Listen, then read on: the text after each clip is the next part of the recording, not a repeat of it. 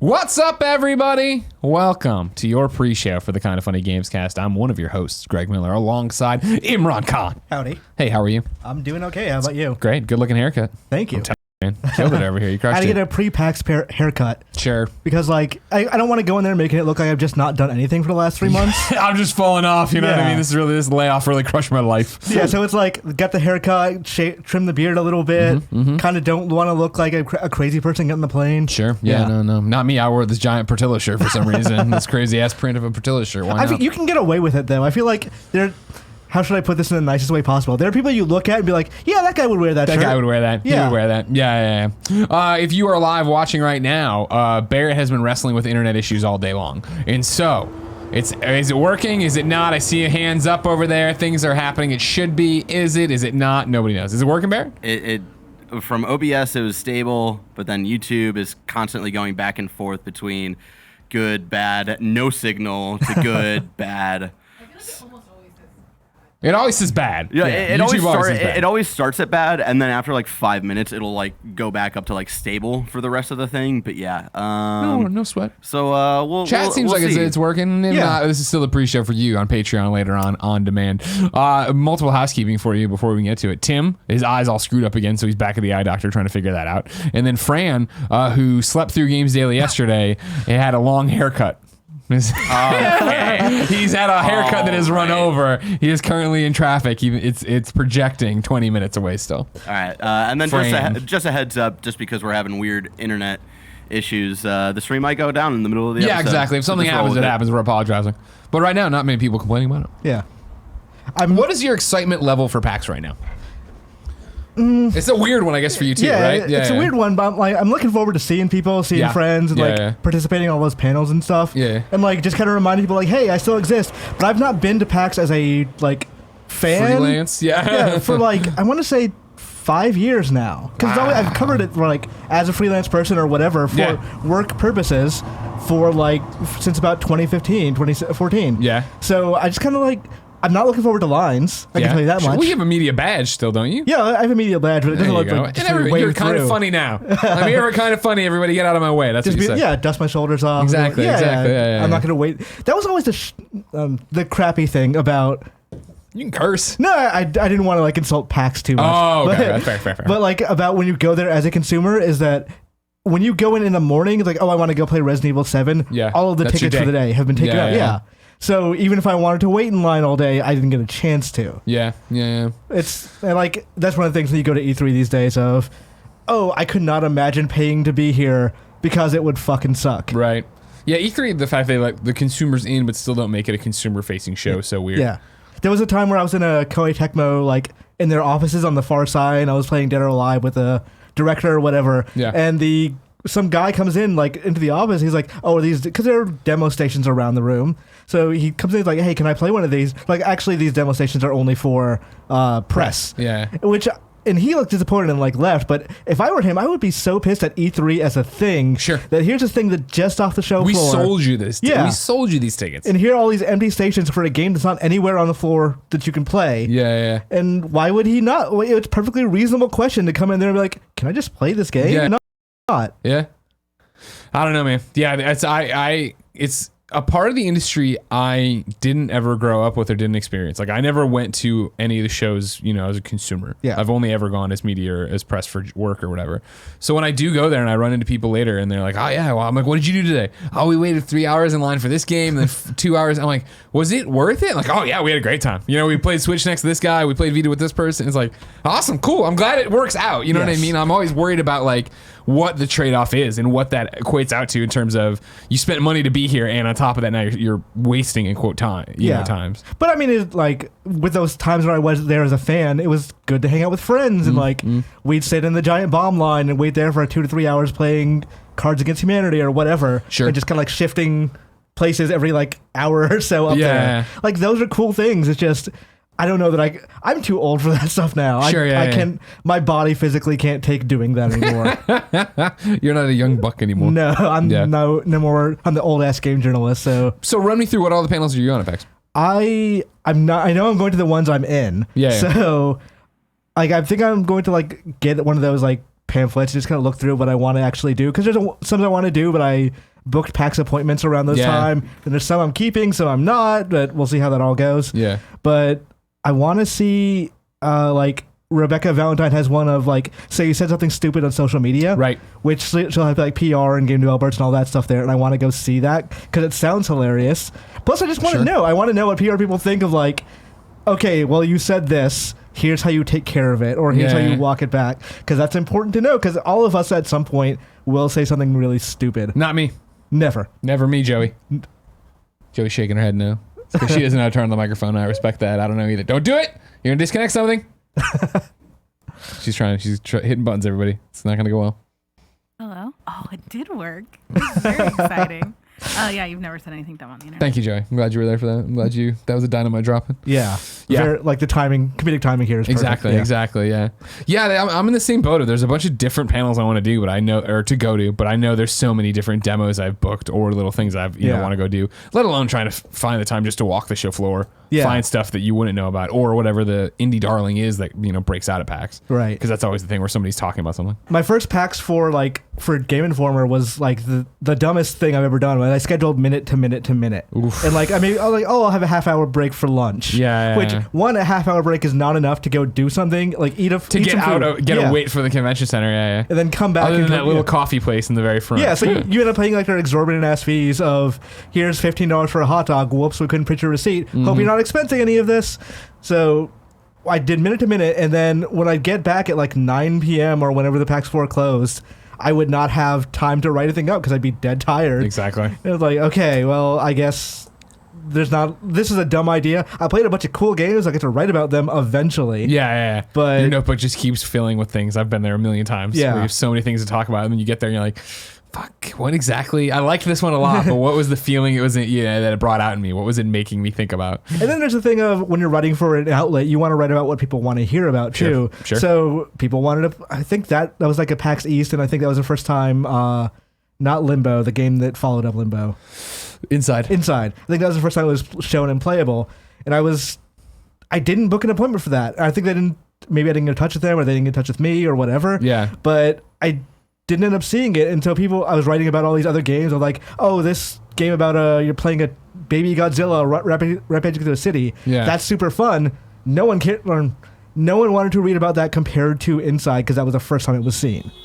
I gotcha. So I kind of got not chewed out by my boss, but maybe you should reprioritize these things. It's tough, man. It's guessing him. I did it right before, and I can't do it during the live recording of this. We're gonna have to mute the stream for a game I saw. But this is as you know too, such a terrible example of I did Man of Medan in terms of should that be the headline for this episode or the thing I saw? Yeah. And of course, the thing I saw is embargoed because not that many people have seen it so far. Right. So you can already tell the Google Trends not as great as it would be for Man of Medan right now with its review embargo up. And so then it's just that question fuck, which way do you roll the dice, right? And try to getting the content to more eyes. I've had people this week kind of tweeting at me for I guess since I'm not working at Game Informer anymore, they want me to give up the Game Informer secrets. Sure, yeah. So what's Andy McNamara really like? He is incredibly affable, and he will smile at every question. You don't have to lie. Okay. I wonder. Okay. The question someone did ask me was about that old Bully 2 SKU that showed up in the Game Informer. Yeah. Which was it was Ben Reeves trying to test some things out to show the interns how to add SKUs. So it just happened to be a dumb thing that went public. Yeah. But I was trying to think of a funny story that went through my time, and there was a time that Nintendo almost got very, very angry at me personally. Yeah. So back in the day, before Nintendo very locked up on this sort of stuff, they will let us see a direct a day early. Yeah. So we would watch them, write up the stories and all that. This one was the time they revealed Tropical Freeze on Switch. Okay. So they showed the new funky mode and all that. This time it happened to be during AGDQ, the Awesome Games Done Quick. Yeah. So after that stream was done and we were, went back to my laptop and just started typing things up, I was also watching the stream, our Awesome Games Done Quick, go on, and they happened to be playing Donkey Kong Country. So I was writing up the story, finished it, done. It's in the back end. Yeah. Later on, I'm doing something else, and when one of the streamers says, "Who's Funky Kong anyway? Is he Donkey Kong's brother or whatever?" So I tweet out some thought about Funky Kong, And Nintendo freaks out because that was a big thing with Donkey Kong the Tropical Freeze Switch. Yeah. Was the new funky mode. Yeah. So they're contacting my boss, being like, he's breaking NDA. This isn't cool. We're going to pull all our coverage. And my boss is freaking out, like, what are you doing? Why are you talking about, like, the new feature of the game? I'm like, I'm not. I'm just talking about Funky Kong, which is a sentence you never think you're going to say. Yeah, exactly. I'm not. I'm just talking about Funky Kong. So he's saying, like, well, tweet about Star Wars or something. Try to bury the tweet. If you, like, delete the tweet now, people are going to know. And I'm just such a baffling experience that this multinational company is so angry at me specifically. Yeah, for commenting on something somebody did on a Twitch stream. Yeah. Involving Funky Kong. Yeah. So, like, there are other things that I cannot talk about in that conversation, but Nintendo was very mad at us and Game Informer as an outlet for a little while. And they didn't accept you're like, it's from this thing I was watching. It was from Games Done Quick. I'm not sure if it ever got relayed back to them, but yeah. This is a kind of funny story, but like, you know what I mean? Like, not funny. But I lost it on Gary one day, totally not understanding context, where Gary had walked in and we had just gotten the pre-brief on what do they call the Xbox show? Xbox Inside. Thank you. Yeah, Xbox Inside Xbox? Inside Xbox, yeah. We got the pre-brief on that, and it was the one where they were revealing officially the all-digital Xbox One. Mm-hmm. Remember this? And like the price point on it. They were officially revealing all this shit. And so Gary walked in, and I was like, "Oh yeah, we just got this." I'm like, "It's embargoed, but it's and he's like, "How much is it?" I'm like, "God, it's $250, right?" This is old information now, but at the time it was whatever. And I was like, $250 or whatever it was. And he's like, "Oh man, okay, cool." And he walked away and got a cup of coffee, blah blah blah. And I saw Twitter go, and he's just like, "I don't know about you, but this for the fact they're charging $250, they want to charge $250." And I turned him like, "What the fuck are you doing?" And he's like, "What?" I'm like, "This is embargoed." He's like, "No, there's rumors about it." I'm like, but they just sent it, and it's like he had to like be like, "No, open up like Thurrott or whatever." Like they have this is a conversation. And I was like, "Oh my god!" Like I was like ready to make him delete it, and then I was like, "Well, I can't make him delete it because then it knows it looks like he has too much information." Yeah. And then it's the Streisand effect. You make more out of it. But it turned out, of course, that yes, people were on that day were already talking about the rumor that it was $250. Yeah. But I thought for sure he looked at it and went, "No, okay, I'm gonna put up a Gary Whitta tweet." That's one of the secrets about like news running and video game stuff is that sometimes I know things but can't talk about them. Oh, yeah. So if there's rumors about it, I'll start writing about the rumors. Yep. God, isn't that always the worst? And like maybe that's how people will know that something is probably real. Well, it's funny. What I always love, right, is like we'll do the same thing. We know so much off the record, right? Yeah. And we all do, obviously. But like when a rumor starts getting kicked around, you'll bring it up on a show, you'll talk about it, you'll act like you don't know.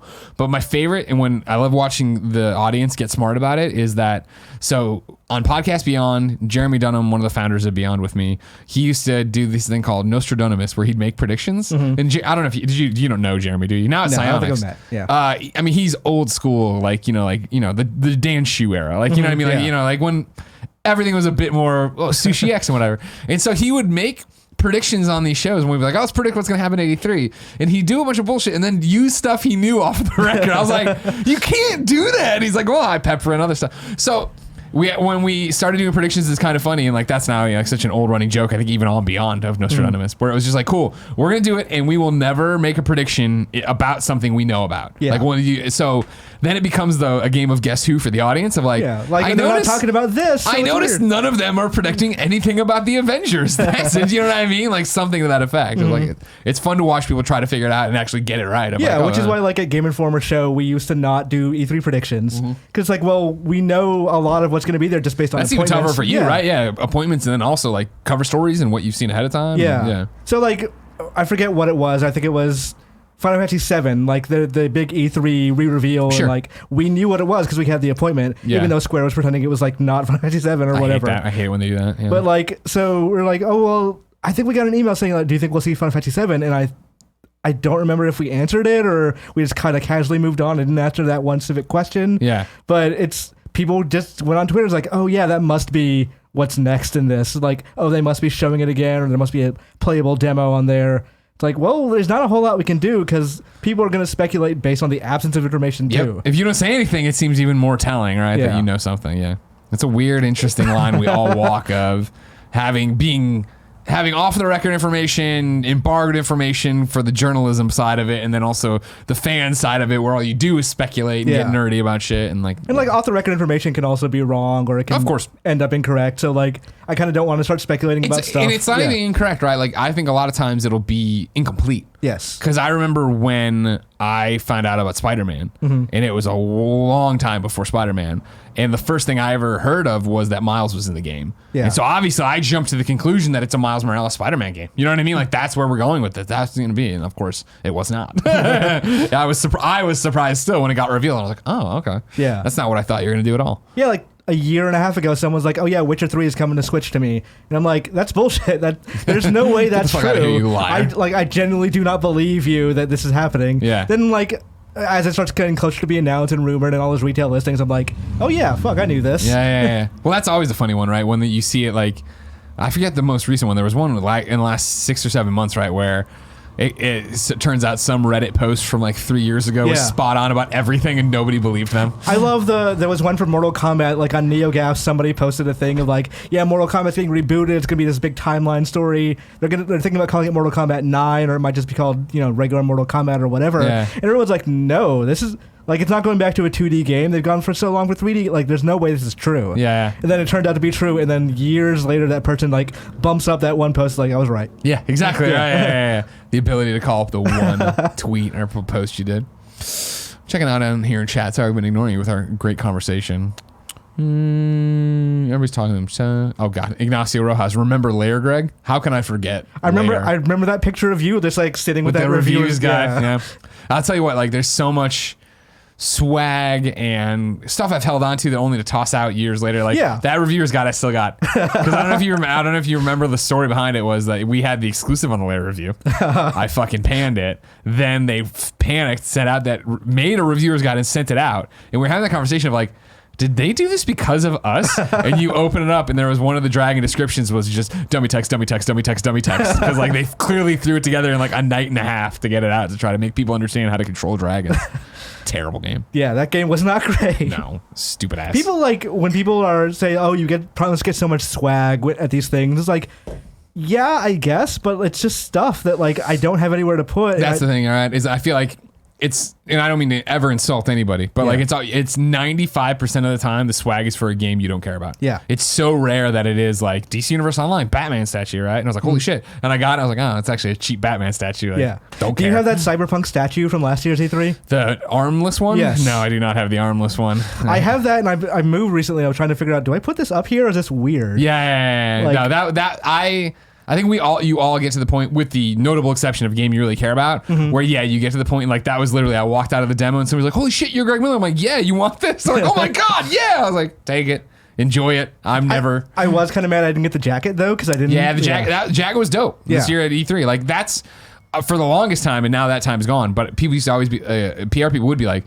what swag do you guys want? Notebook, and I'm like, USB drives. Just make a fun USB drive. That's all anybody wants. That's all anybody, and like, that's put a thing on a lanyard and I'll put it up, and that's like exactly. That's all I need. And now it's way past that. But like Bomber Jacket was like, oh hey, an actual like practical thing that isn't just the logo, right? Yeah. There's so many game shirts you get that I'm like, oh man, this is actually a cool like in joke from the, or not even joke, but like reference to the game, and then the back is the plastered logo, or on the side it says like SOE, or not SOE anymore, Daybreak or whatever. Like, well, all right, well, I've got a dresser full of video game, or at least in one drawer full of video game t-shirts that are in like sizes way too big for me. Yeah. Just because like, I mean, your painting shirt. Yeah, basically, it's the thing of I'm a small, and they're very rarely options for that. Yeah, as an XL, when I open a box and it's a medium, I'm like, come on, guys. But then again, it's also, I don't want it. And that's also the toughest thing of going to a PAX or an E3 or whatever, and that like they're excited to see you, they're excited you like the game, you've talked about it before, and like, please take this. And it's like, oh, okay. I don't want to say no, you know what I mean? Like, but and I'm not gonna thank you. I know it means a lot for you to give it to me, and you know, well, I never go outside and wear a shirt that has been given to me by a company. Interesting. I like. Is that ethics thing? Not even necessarily. It's like I don't think those shirts look good. They're usually logos. Fair. And no, that's 100% true. This is a Final Fantasy 6 shirt, and like I bought this. This is a design I like. For me, it's I think right now, and you'll know better than me, actually, audience. Correct me if I'm wrong. I think the only shirt that's a video game shirt that I've gotten from an event that I wear is the Sayonara Wild Hearts shirt. I don't know yeah. if you've seen it because it's just black with that gold foil heart and the gold lines coming out. Like, this is a dope design. Yeah. Like, yeah. And I mean, everybody everything always about wants that to game know. is dope design. Yeah, exactly. Yeah. Right? Everybody wants to know where I got it. Everybody's stoked about the damn shirt. But like, I make it a rule whenever I go to a video game event, I never wear a game representing that company. Sure. So like if I go to a Bandai Namco event, I'm not wearing my Pac-Man shirt. Yeah, I'll wear yeah, a Mega yeah. Man or something. Like Capcom event, it's going to be a Ninja Gaiden shirt or Yeah. whatever. Because like I don't want to make it look like I'm like standing for that company when I'm there. Yeah. Yeah. No, I don't think. Yeah, it's rare for me too that I do it, but I don't think. I think I go out of my way. The one exception was, and I got a lot of comments about it and a lot of people angry about it. And this is a deep reference. Stick with me.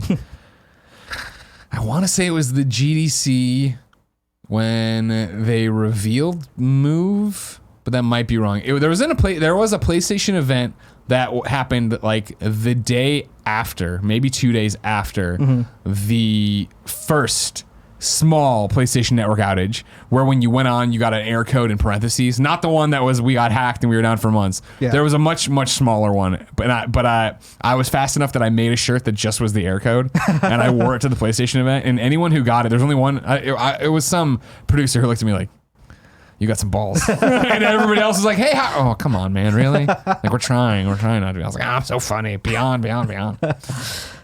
Yeah, I'm a big fan of those like post GDC Sony events.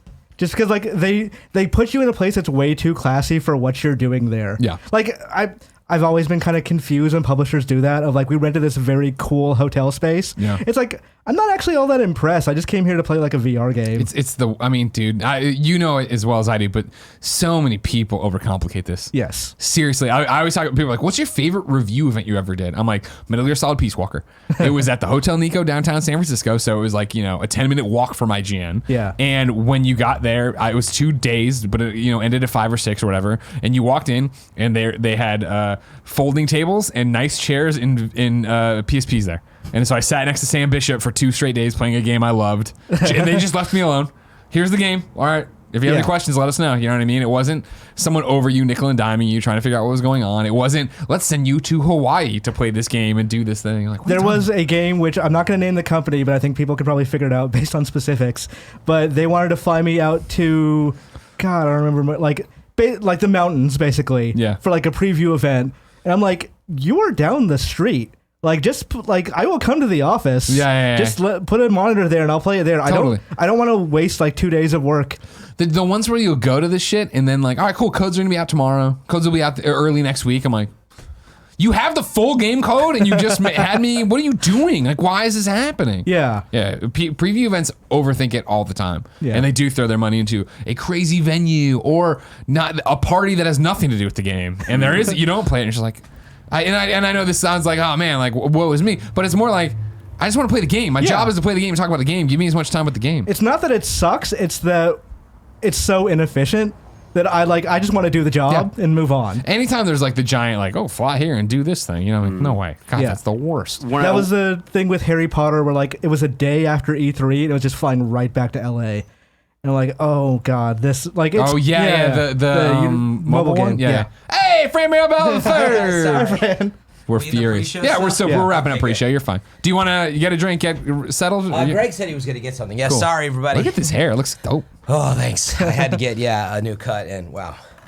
I like it. Was it worth the The time? whole story as usual, Greg. Lay the story on me for this can end for the it. pre-show for us. Yeah, it's not like that crazy, but because of a lot of upcoming travel, Yeah. I had an appointment for next week, but I'm going to be out and this week too. So the person I normally see, by the way, what's up, Imran? How's it going? Good seeing you. But anyway, because of that, I had to like switch, and I like couldn't find a spot. And then they said like today at 12:15, but the places I go, they kind of take their time. But I told them I'm like These 1:30, I hoity-toity gotta be places, out. You know what I mean? But it's funny, like talking to them. I'm like, I gotta go. They're like, okay, well, a quick rinse, and I'm like, no, I just need you to style it. I gotta go.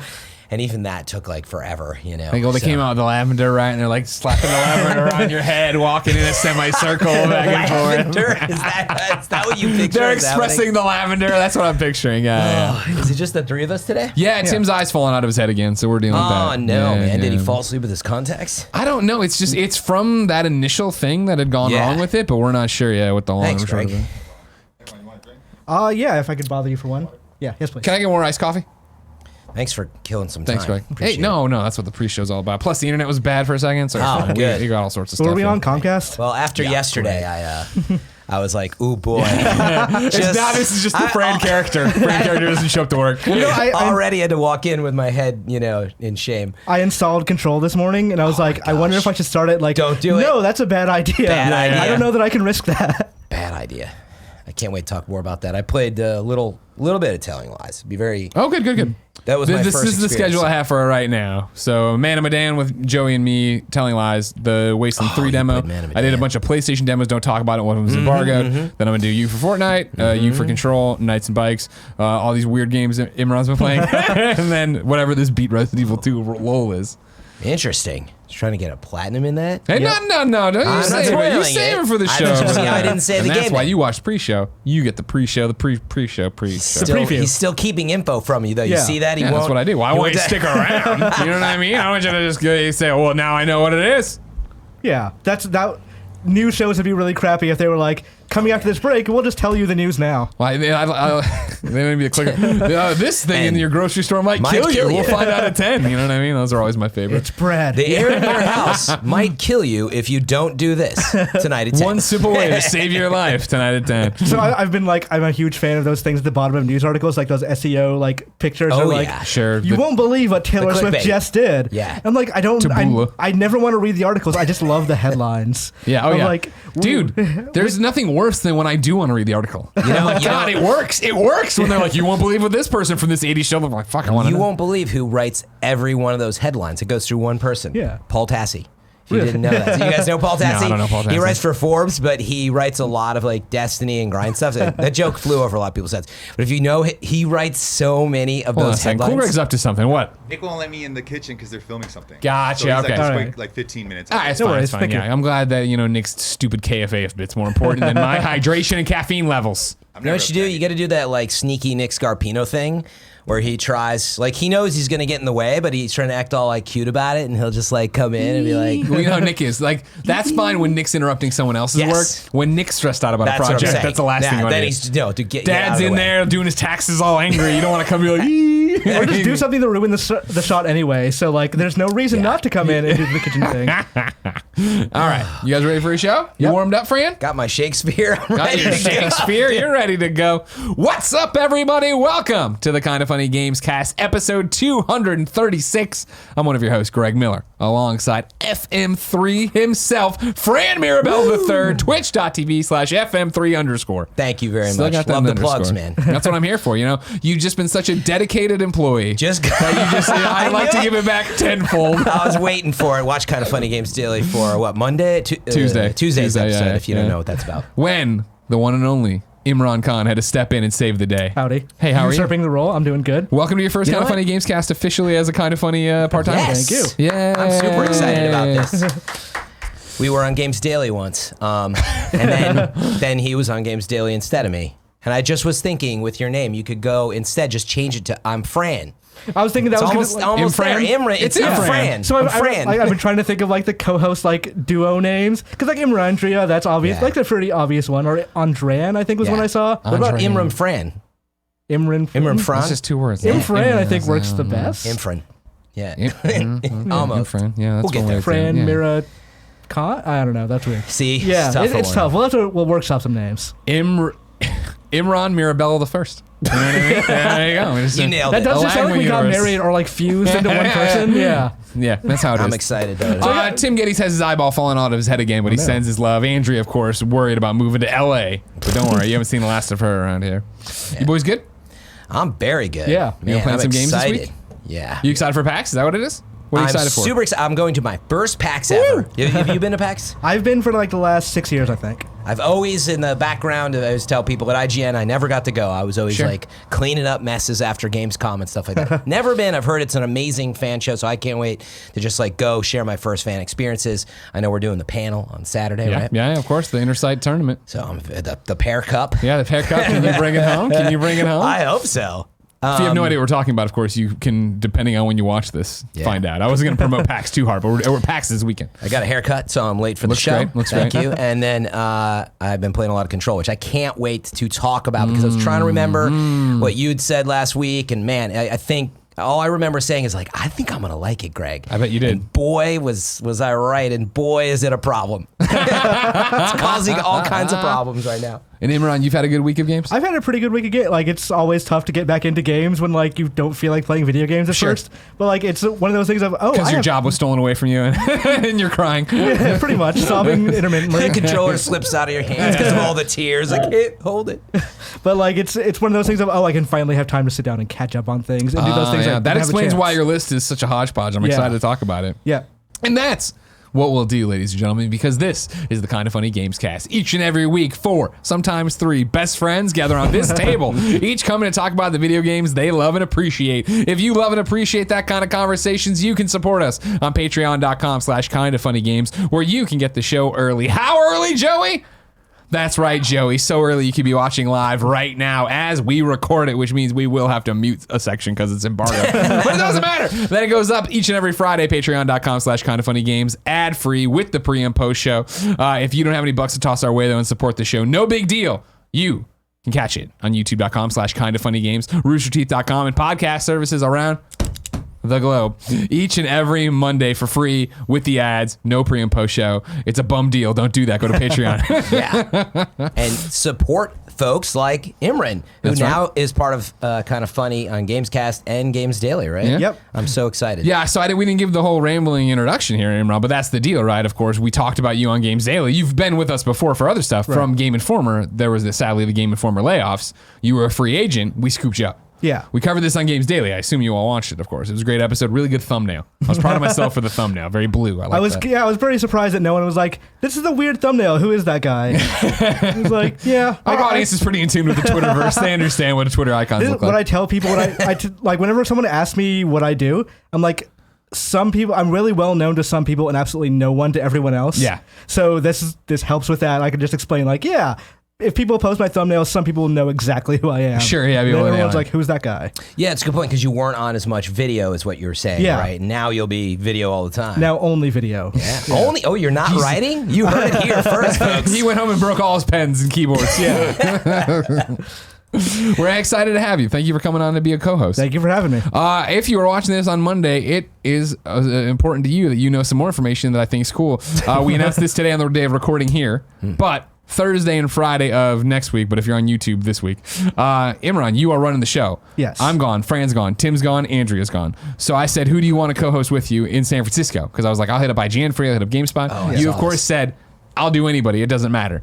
I don't think That was your exact quote. That was his exact That's quote. what his Tinder that's profile what I says, too. believe. But you're like, no, I'll work with I anybody in keep San that the Francisco. quiet part quiet for what reason? Yeah. And I said, you know what? I started thinking about it after I listened to you on Games Daily, because it had escaped me, of course, that when you lose your job like that, you kind of lose, and granted, different for you being a news writer, but you lose your normal connection with an audience, right? Yeah. So when you were on Games Daily and you got to talk about it, I thought that was a really powerful moment, and I figured there was a lot of your former colleagues that were in the exact same boat that wanted to say stuff. So we reached out to you, right? And you helped us pick 2 people to bring in from formerly of Game Informer. You want to talk about this? So we're flying out 2 people. Greg has graciously agreed to like fly them out, put them up somewhere that we can, record 2 episodes of Games Daily and also record the Gamescast next week, just the 3 of us, possibly 4. We're still looking into because there might be other people here In town San by Francisco happenstance, as well. yeah. So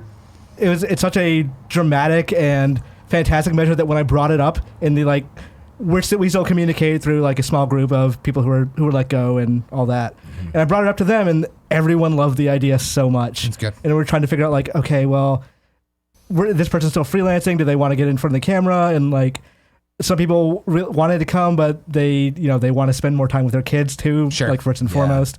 So it was a very heartwarming discussion. Lots of people asked me for your email so they could thank you for the for the opportunity at all, because it is such an amazing thing.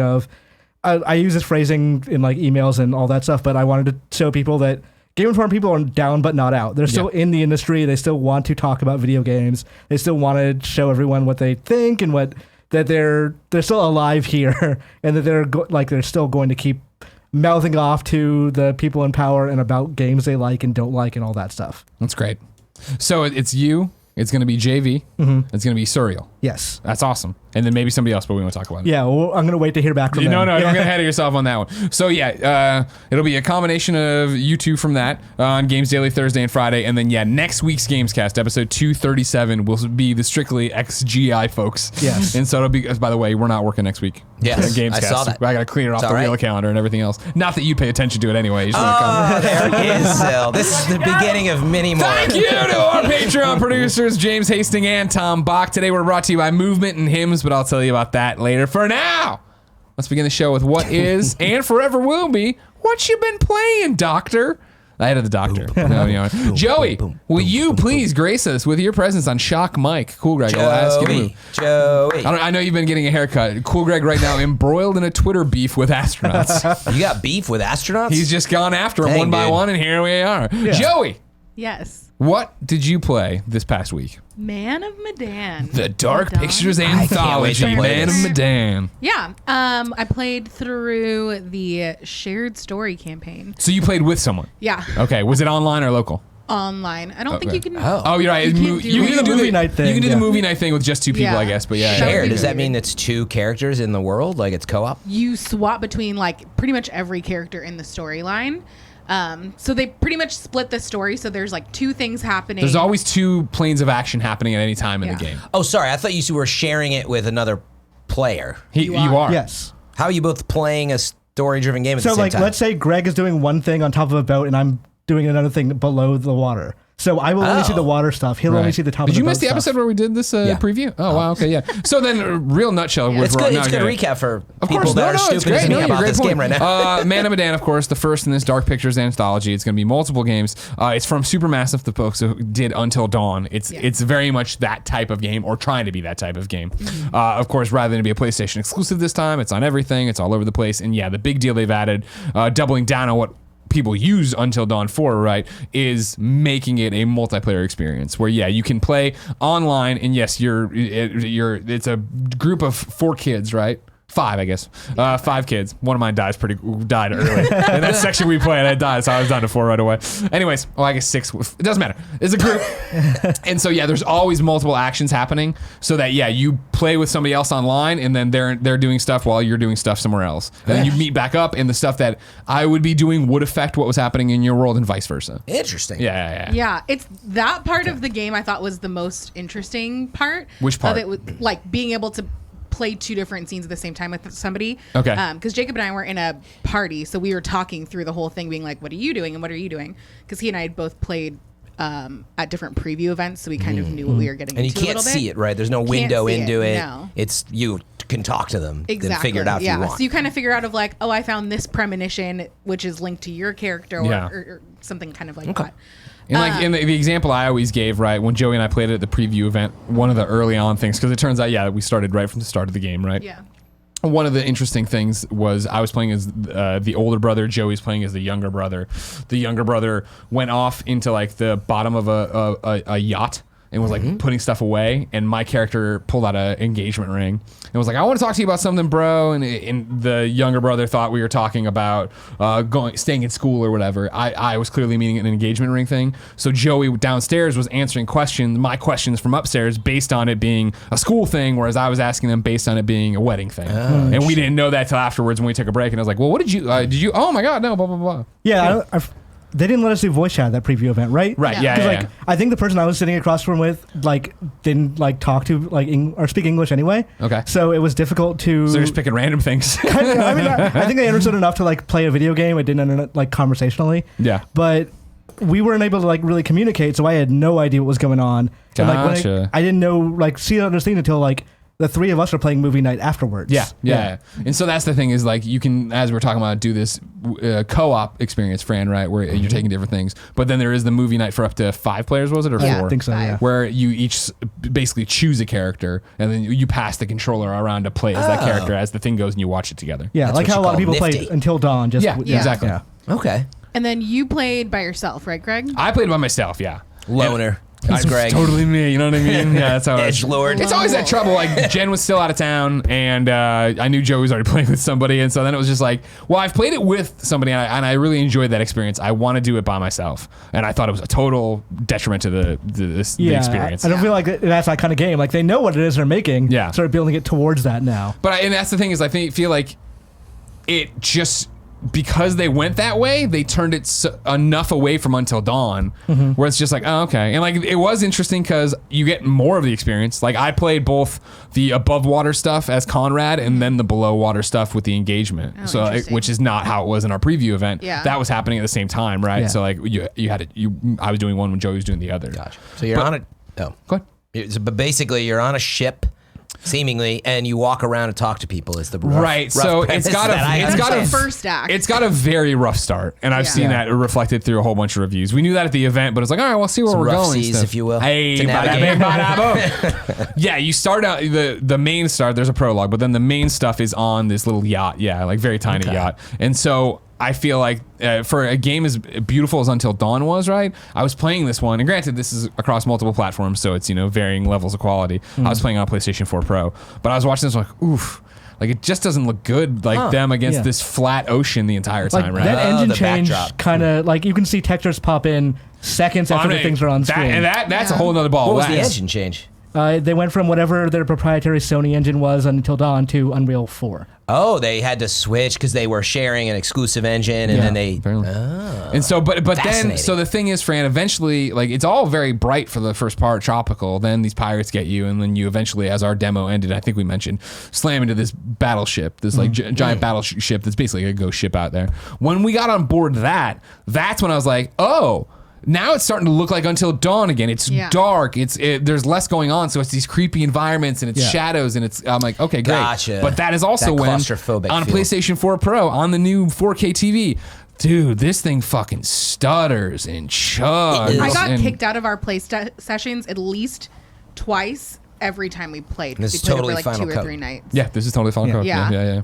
And even within that, like it would just we would hit like a pause screen where it said that I was pausing it. I wasn't hitting anything, but I think it was just the connection was lost, and so it was trying to do something. I don't know. It was Yeah. really It was breaking rough. the fourth wall. It was psychological. Yeah, for sure. Because then we were getting in fights of like, why are you pausing? And I was like, I'm not pausing. and that would affect a lot of the quick time events because we did have Sure. those pop up during those, and then we would like Yeah. fuck up and lose people. Because you played Until Dawn, right, Fran? In terms of like, Actually, I had only played like a demo, and I've always wanted to go back to it. dude, you should stream the hell out of that. I know I would love it. Yeah. It's on the list. Yeah. The big so then list. again, if you haven't played right, like these kind of games before, obviously choice is a big thing. What decisions you make in terms of conversation, dialogue, and then if you're going right or left. Most of the time, I would say controlling the scene is third person. You're wandering them around, right? They usually have a fixed camera that you can move a little bit right or left, but it's trying to keep your perspective like a horror movie. Right. Yeah, like you don't walk, right? You choose. You do walk. You You do do walk actually, and explore, okay. and you can find secrets and do all these You different. can also collectibles miss and things stuff. completely too. Yep. Oh, totally. yeah, 100%. Oh, I will. Yeah, exactly. And then you'll get into these moments like the quick time events to fight something, run upstairs. There's this new heartbeat mini game rather than hold the 6-axis completely DualShock completely still like you had to never in fucking Until worked for Dawn. me. Huh? Never Oh fucking no, worked. that's Yeah. terrible. That's how I lost Hayden Panettiere at the end of Until Dawn. This time around, it's a heartbeat deal where you have to like do a rhythm game where like hit X when your heartbeat goes across the screen, which I liked. Yeah, keep I think calm. that was better than this Stay Still one. Is it Yeah. is it as unforgiving in the final code as it was in the demo? Because like in the demo was you miss one and that's it. That was for a lot of it for us. Like we would hit every single thing and we'd miss the last one, and then we'd be totally Yeah, screwed. that kind of sucks. So what happens when you fail that? Then Depends the character. It depends the A scene. lot Oh, of you times our might- characters just died. Okay, but Yeah. the things go on. It's not like it resets. Oh, it's Yeah, permadeath. no. There's no game over. I mean, unless Okay. it's game over and everybody's Yeah. dead. But like, no, you Gotcha. can lose It affects characters. the You story. can, the trophy list. Obviously, the first thing I dove into when I went live, and it's like survive with everybody. Only the boys survive. Only girls survive. These, Interesting. You and like another thing is that I didn't. Here's the thing. Of course, I feel. How many times you played it the one time? We played it all the way through once, and then we went back Did you do to the- when we did the ship again of like, we we have to try and not lose Okay. as many people as we lost. Did you just go back to that thing, or are you playing the curator's cut?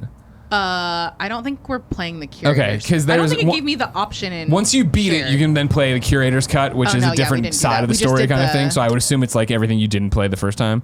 I don't know I don't know. because I found myself at the end, once I rolled credits or whatever, and this sucks to say, I was just like, I'm not interested enough to play it again. Like it's not a bad game by any means. It's just like, I didn't think the story was that great. I didn't think the performances that were great. I think there's a lot of cheeseball dialogue in there. Like, bro, come on, medium bro. Like what? It's like, but you aren't even bros. Like, I mean, you're literally brothers, but you don't talk like that. Like this isn't how you talk this entire game, and started putting this in there. Yeah, our motivation for playing again wasn't because we wanted to see the characters or like what other things we were just like, we want to try and hit as many trophies to see who we can save, because we lost like 3 people like right at the end. Oh, We're really? like, Wow, yeah. oh. Yeah, it sucks. We need to fix I only that. lost the one person on the boat getaway thing we had Interesting. done. that trophy and you blew it. I know. I could. Oh, don't think that. It's Don't you for a always second think. I know. And it was exactly what you're talking about, which I like, because obviously you can miss other things in the game and you get cut or something, but you keep moving or scrambling. Like for me, it was like in the boat running away, and then one triangle popped out. I was like, oh fucking I was like, damn. And I was like, I like that punishment. I'm fine with losing people when it becomes a thing of I made the wrong decision or I panicked and like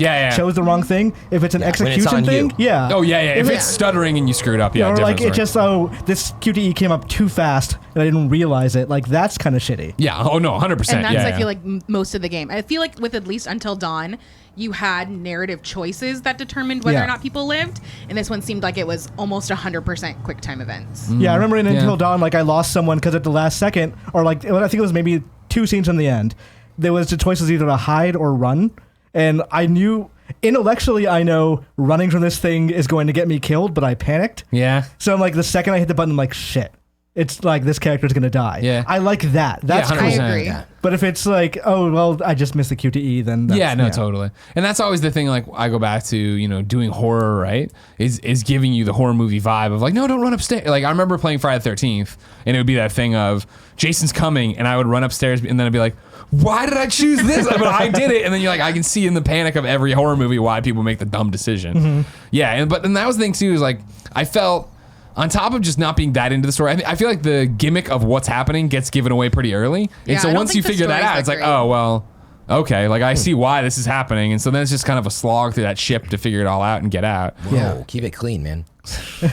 And then but at least the very final fight I had was like so anticlimactic that I was like, again, I'm like, well, I'm not going to do this because I understand what's happening in the world. Yeah. And then I was like, okay, we're done. I was like, oh, we're done. Okay, this is the end of the story. Yeah. I didn't think that the story was very compelling, really, at all. Yeah, and I thought didn't that was love what- any of the characters. And like that's always the thing, right? Like when I was in and I'm not name dropping here, right? When I was the star of Laser Team 2, the hit movie from Rooster Teeth, right? Deal. My scene was with the Bernie girl Burns. Emily from Until Dawn, who was the priss everybody Oh, hated, yeah. right? And like it's a joke, Han. and when I met her, right, that was I was like, hey man, push me.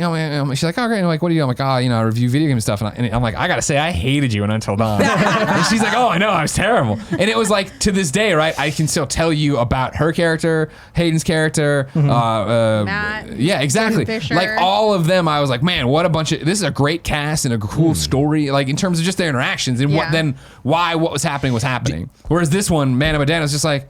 Even all through right. our 1.5 playthroughs, I was like, I couldn't tell you which brother's name is what. It's just the older brother and the younger brother. Exactly, yeah. Let me ask you this. Sure. Do you think you're seeing some of the difference between what happens when Sony helps produce an exclusive title? Or do you just think like the actual setting was maybe not there? Or like why the difference? I when think it it's. was, Well, I mean, like their whole thing here is like smaller tales, right? They're gonna do these. What did they say? We were at the preview event. They said They told me they planned for they have plans for like 8 titles already. Oh, Yeah. that's right. It's like chapterized. Yeah, they're like It's a for this new- anthology new thing. workflow Yeah, they almost. want it to be like Tales from the Crypt, right? Yeah. And so I don't think it's I don't think the story is the fault of not having Sony. I think the performance is the fault of having to put it on everything. I mean, so this one is actually a budget title too. So Yeah. that's probably Yeah, what is a little the, more what indie? is retail and stuff? 30. 30? 30, yeah. Does that mean it's developed by fewer people, or we don't know? It's just I cheaper. assume they is what plan to you're make saying. it up on volume. Thanks, Gotcha. So, So cheaper point of entry, but there's going to be more content. Then that's sort eventually of the new down the workflow. line. So like it does Well, mean a no. shorter I mean, story. the next one They're will be all another standalone. $30 price Yeah. Yeah. point. This is not like you're not buying a season of content here. yeah. Oh, This is no, its own- yeah, okay. that's They're what I all was thinking. separate You're right. I games. said it poorly though, but it's cheaper for individual release, but there's going to be more releases more frequently, right? Yes. That's It's the not like idea. going to take Yeah. 1 or 2 years for everything. Right? Yeah. Okay. And that's my thing when I think we start getting a few more of these under our belt. Like I enjoy playing these games, obviously, right? Even this one where I think, if I was scoring, I'd be like, 6, it's okay. You know what I mean? Like that feels like where I net out with it. 5.9 maybe? No, I'm not. I'm not doing that double dash garbage. You get out of here.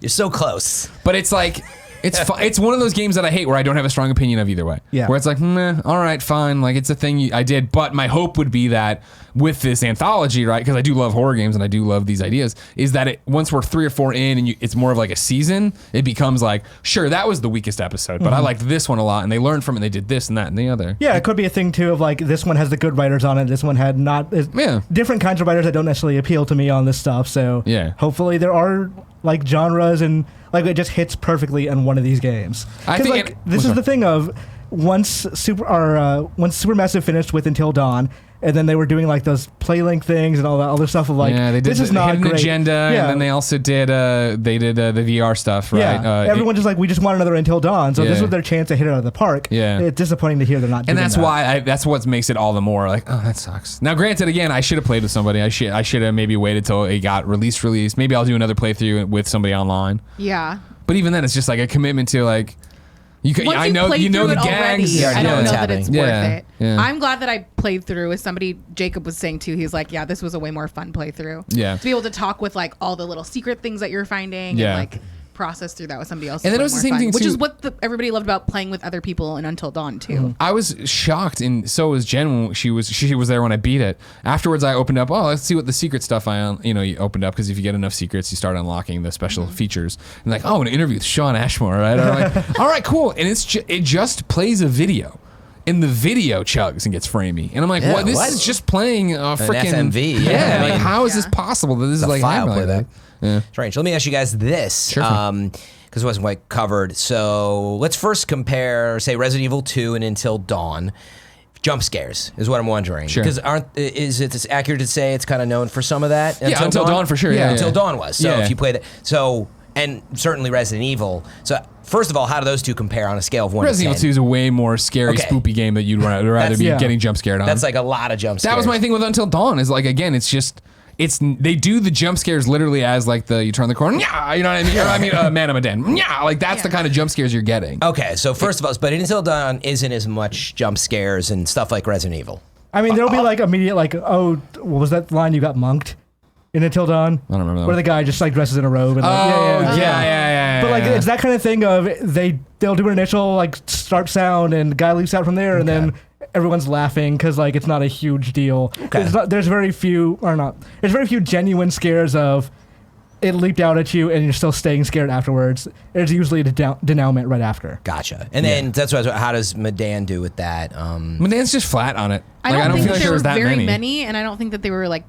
particularly scary. As someone who's very jumpy in a lot of things, like I think I had maybe one where I kind of reacted. Okay. Is it scary at all, really, other than this? It's creepy at times. Yeah. Mostly about the story. I was never scared. Then how does this? So where I was going in my mind with this, I'm like, well, I've played Heavy Rain and those games. Like it's a little along those lines and how it feels, right? So, but I thought the deal with these, they were scary. I mean, that's what Until Dawn was. That's what Until Dawn was trying to be a horror movie. Yeah, right? It's a horror mashup basically. Like if you've seen a lot of horror movies, you'll get like jump scared occasionally, but nothing's gonna like really freak you out. Or Until Dawn. Oh, yeah. But Man of Medan, and the reason I asked, a lot of people have been like, Man of Medan, I would say is, especially when you find out what the MacGuffin is, like, right? Man of Medan is way more a thriller. Like I would say, like it's more scary, like than suspense. Yeah, more. It's more scary than with the pirates that like take you captive, right? Like which is what we talked about in the preview and stuff. Which is kind of like who's gonna die. That's the it's totally that. And if you're gonna make a thriller, you need to care about the characters. Yeah, and like if you don't, in a horror movie, it's way more disposable if you have a good monster chasing me down or something like that. Well, thank you. Yeah, I was very excited to play it for the thrills and the scare. If you haven't played Until Dawn's the way to go. Yeah, but all this feedback sort of tell me it's like, you might like it if you like this style of game, but that's what I'm hearing. Yeah. I mean, I'm still interested in seeing which of the next ones hits, of like if this is more interesting or if they're taking feedback and improving or what, but it'll be, this one it kind of sounds like a bummer. Yeah, I think for sure play with people, because I had way more fun playing with Joey, and then by the time I was launching the thing, I was like, well, I'm going to see it through, but... Yeah, I feel like I have way more tempered expectations for the next installment for sure. Yeah, is $30 the right price point? I would wait. Huh? I would wait. Yeah, I wouldn't. This is not a game you need to run out and buy and play. Period. Like it's not bad. Don't get me wrong, and it's definitely I can totally see it being of like rainy Saturday, you and your roommate, your partner, or whatever, put it in, play it. Like I get that. I totally get that. Yeah, I don't. I still think the movie night is the wrong move. Yeah. Because again, it's not a 2-hour game. So it's like, that's such a weird thing of like, I'm going to invite 4 friends over and we're going to sit here for 5 hours and play this. You know what I mean? And let alone, as we've talked about before, you have to play the intro every time.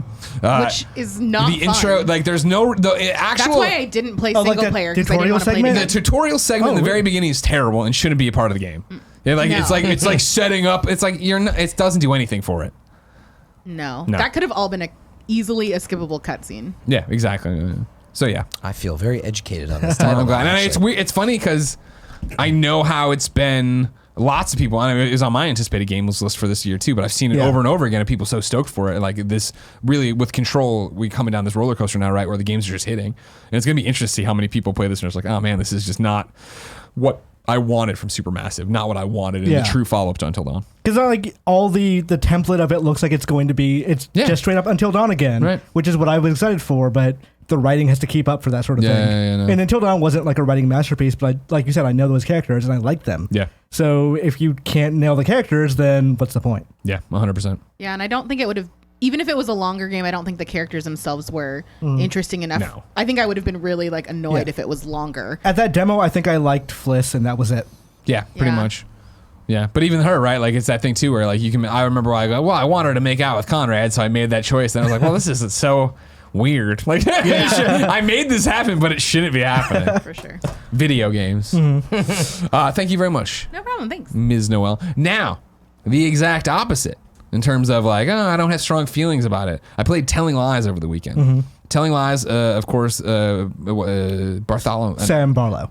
Sorry, I lost it there for a second. Sam Barlow. This is the spiritual successor to Her Story. It's the same exact thing. If you didn't play Her Story, let's just talk about Telling Lies. It is that you are sitting at a computer terminal.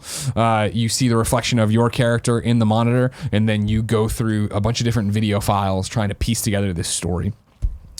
Her Story, of course, was this mystery you were trying to unravel, figure out, and go through and do detective work on.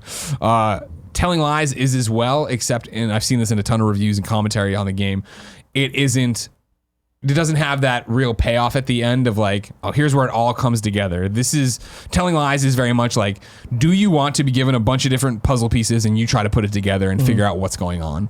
And I was like, yeah, that sounds really good. Like Her Story, we did a Let's Play of, which was like the worst way to do it. It was me and Nick trying to do it, talk through it. Terrible. But I enjoyed Her Story, but I think that, lessened my enjoyment of it. This one, I started it on the iPad, playing over the weekend. And Interesting. I started it up and I got back in. I was like, I don't know if I'm really into this. Like I started watching the videos and been like, I have Solitaire on it. And I was like, well, clearly beating Solitaire would unlock some kind of code or something in the game. Because like that's how it kind of worked in the other one. Or I'm thinking of like a normal lost phone, right? There's all these like little things. There's you do. like secret back doors to things. Exactly. Right? So I started up the Solitaire game and started playing Solitaire. And I played Solitaire for a good while. And eventually on your iPad. Perfect. Eventually got it where I should have won, but a king was missing, I think. So I had all the cards except this king, and I was like, well, fuck, now there must be a way. So I opened up and I literally had this moment of like, do I really want to do this? Like, I don't know if I'm in the mood for this game. Yeah. And I was like, I don't know. And I clicked on a video, watched it, and then they said something, and I searched that word, and then the next thing I knew, I had this notebook, and I just started. I have all these notes on me. Just say that I sent this over to Control. After you watched the video. I saw this photo. It came on like a hurricane. It came on like a hurricane with me. Just after one video. I'd already watched a couple, and it's like the main character who looks like Tom Hardy, so I call him Venom, doing his thing and talking to his daughter and talking to his wife is how it starts, right? Because it's love. That's the first word that's searched. And then I popped out, and I didn't care. I did the Solitaire stuff. I watched one video, and I forget what they said. But it was actually, well, I forget what they said. I forgot that I took copious notes. They said organizing group when they were talking about this like terrorist cell. And I was like, organizing group. And that gave me all this footage. And then I'm watching him with a hidden camera talk to, and I'm like, oh, and that's when I went and got the notebook and I sat down at the table and I just sat there. And for the next, I don't even remember how many hours this game is because it's got a timer in it or whatever, how it goes through. I just sat there and played. Interesting. And wrote notes after note after note after note. Actually, Barrett, if you don't mind, can you close out of this? Just that. And then, hold on. So there, I started at 3:52 and then can you click on that tweet right there? Get me the time on it. And at 6:14. So it's a few hours. Let's say, I would say probably For you. 3 hours, right? Yeah, because they figure I played a lot of solitaire before I took that first photo. So there's like a thing to there's like an objective here of a thing that will roll credits on the game. Yes. Okay. So and I didn't understand that, and it's also one of those things I ended prematurely. I could have played a lot longer, but what I did is that I didn't know what was happening. In her story, you saw the reflection of your character every so often. Then eventually, there's a big thing that happens. This one. Similar thing, the game starts and your character comes into the room. It's all of this is live action, obviously. Comes into the room, sits at the computer, turns it on, and then you're into the computer and you see her every so often. Occasionally, like your boyfriend will walk into the room and be like, "It's whatever. I'm going to bed. Wake me when you come to bed." This kind of stuff, or have a conversation, or the cat jumps on the computer and like, stuff like that.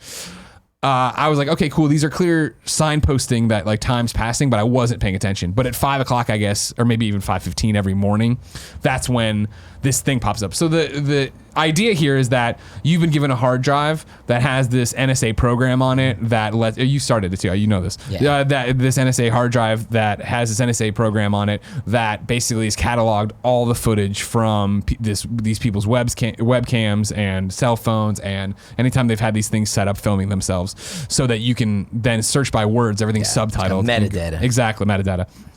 And so, at 5 or 5:15 or whatever, this thing pops up of like, okay, cool. Do you want to upload everything you found to the net? So you're basically a whistleblower is the idea. Upload everything here and then it'll publish and then, it'll be over. And so when that popped up for me at 5 a.m, I was very much like, oh, I didn't realize, I wasn't even paying attention to the computer clock moving. I did not know there was like an end game that would trigger. And so then it became for me of like, well, I can keep futzing around, or I could upload what I have now and see what happens. Because my thought was maybe if I keep going, they're going to detect me or whatever. Like they're going to come after me. And so I was like, you know what? Let's just do it. I've been playing for 3 hours. I enjoy this game. I'm sure I can play again. So you upload it, and you start uploading it. It turns out you'll find out after the fact, after you start uploading. Spoilers, I guess, for the end, but not really, because obviously this is not at all spoilers for the story inside of the game. Right. Except for the shell to the game.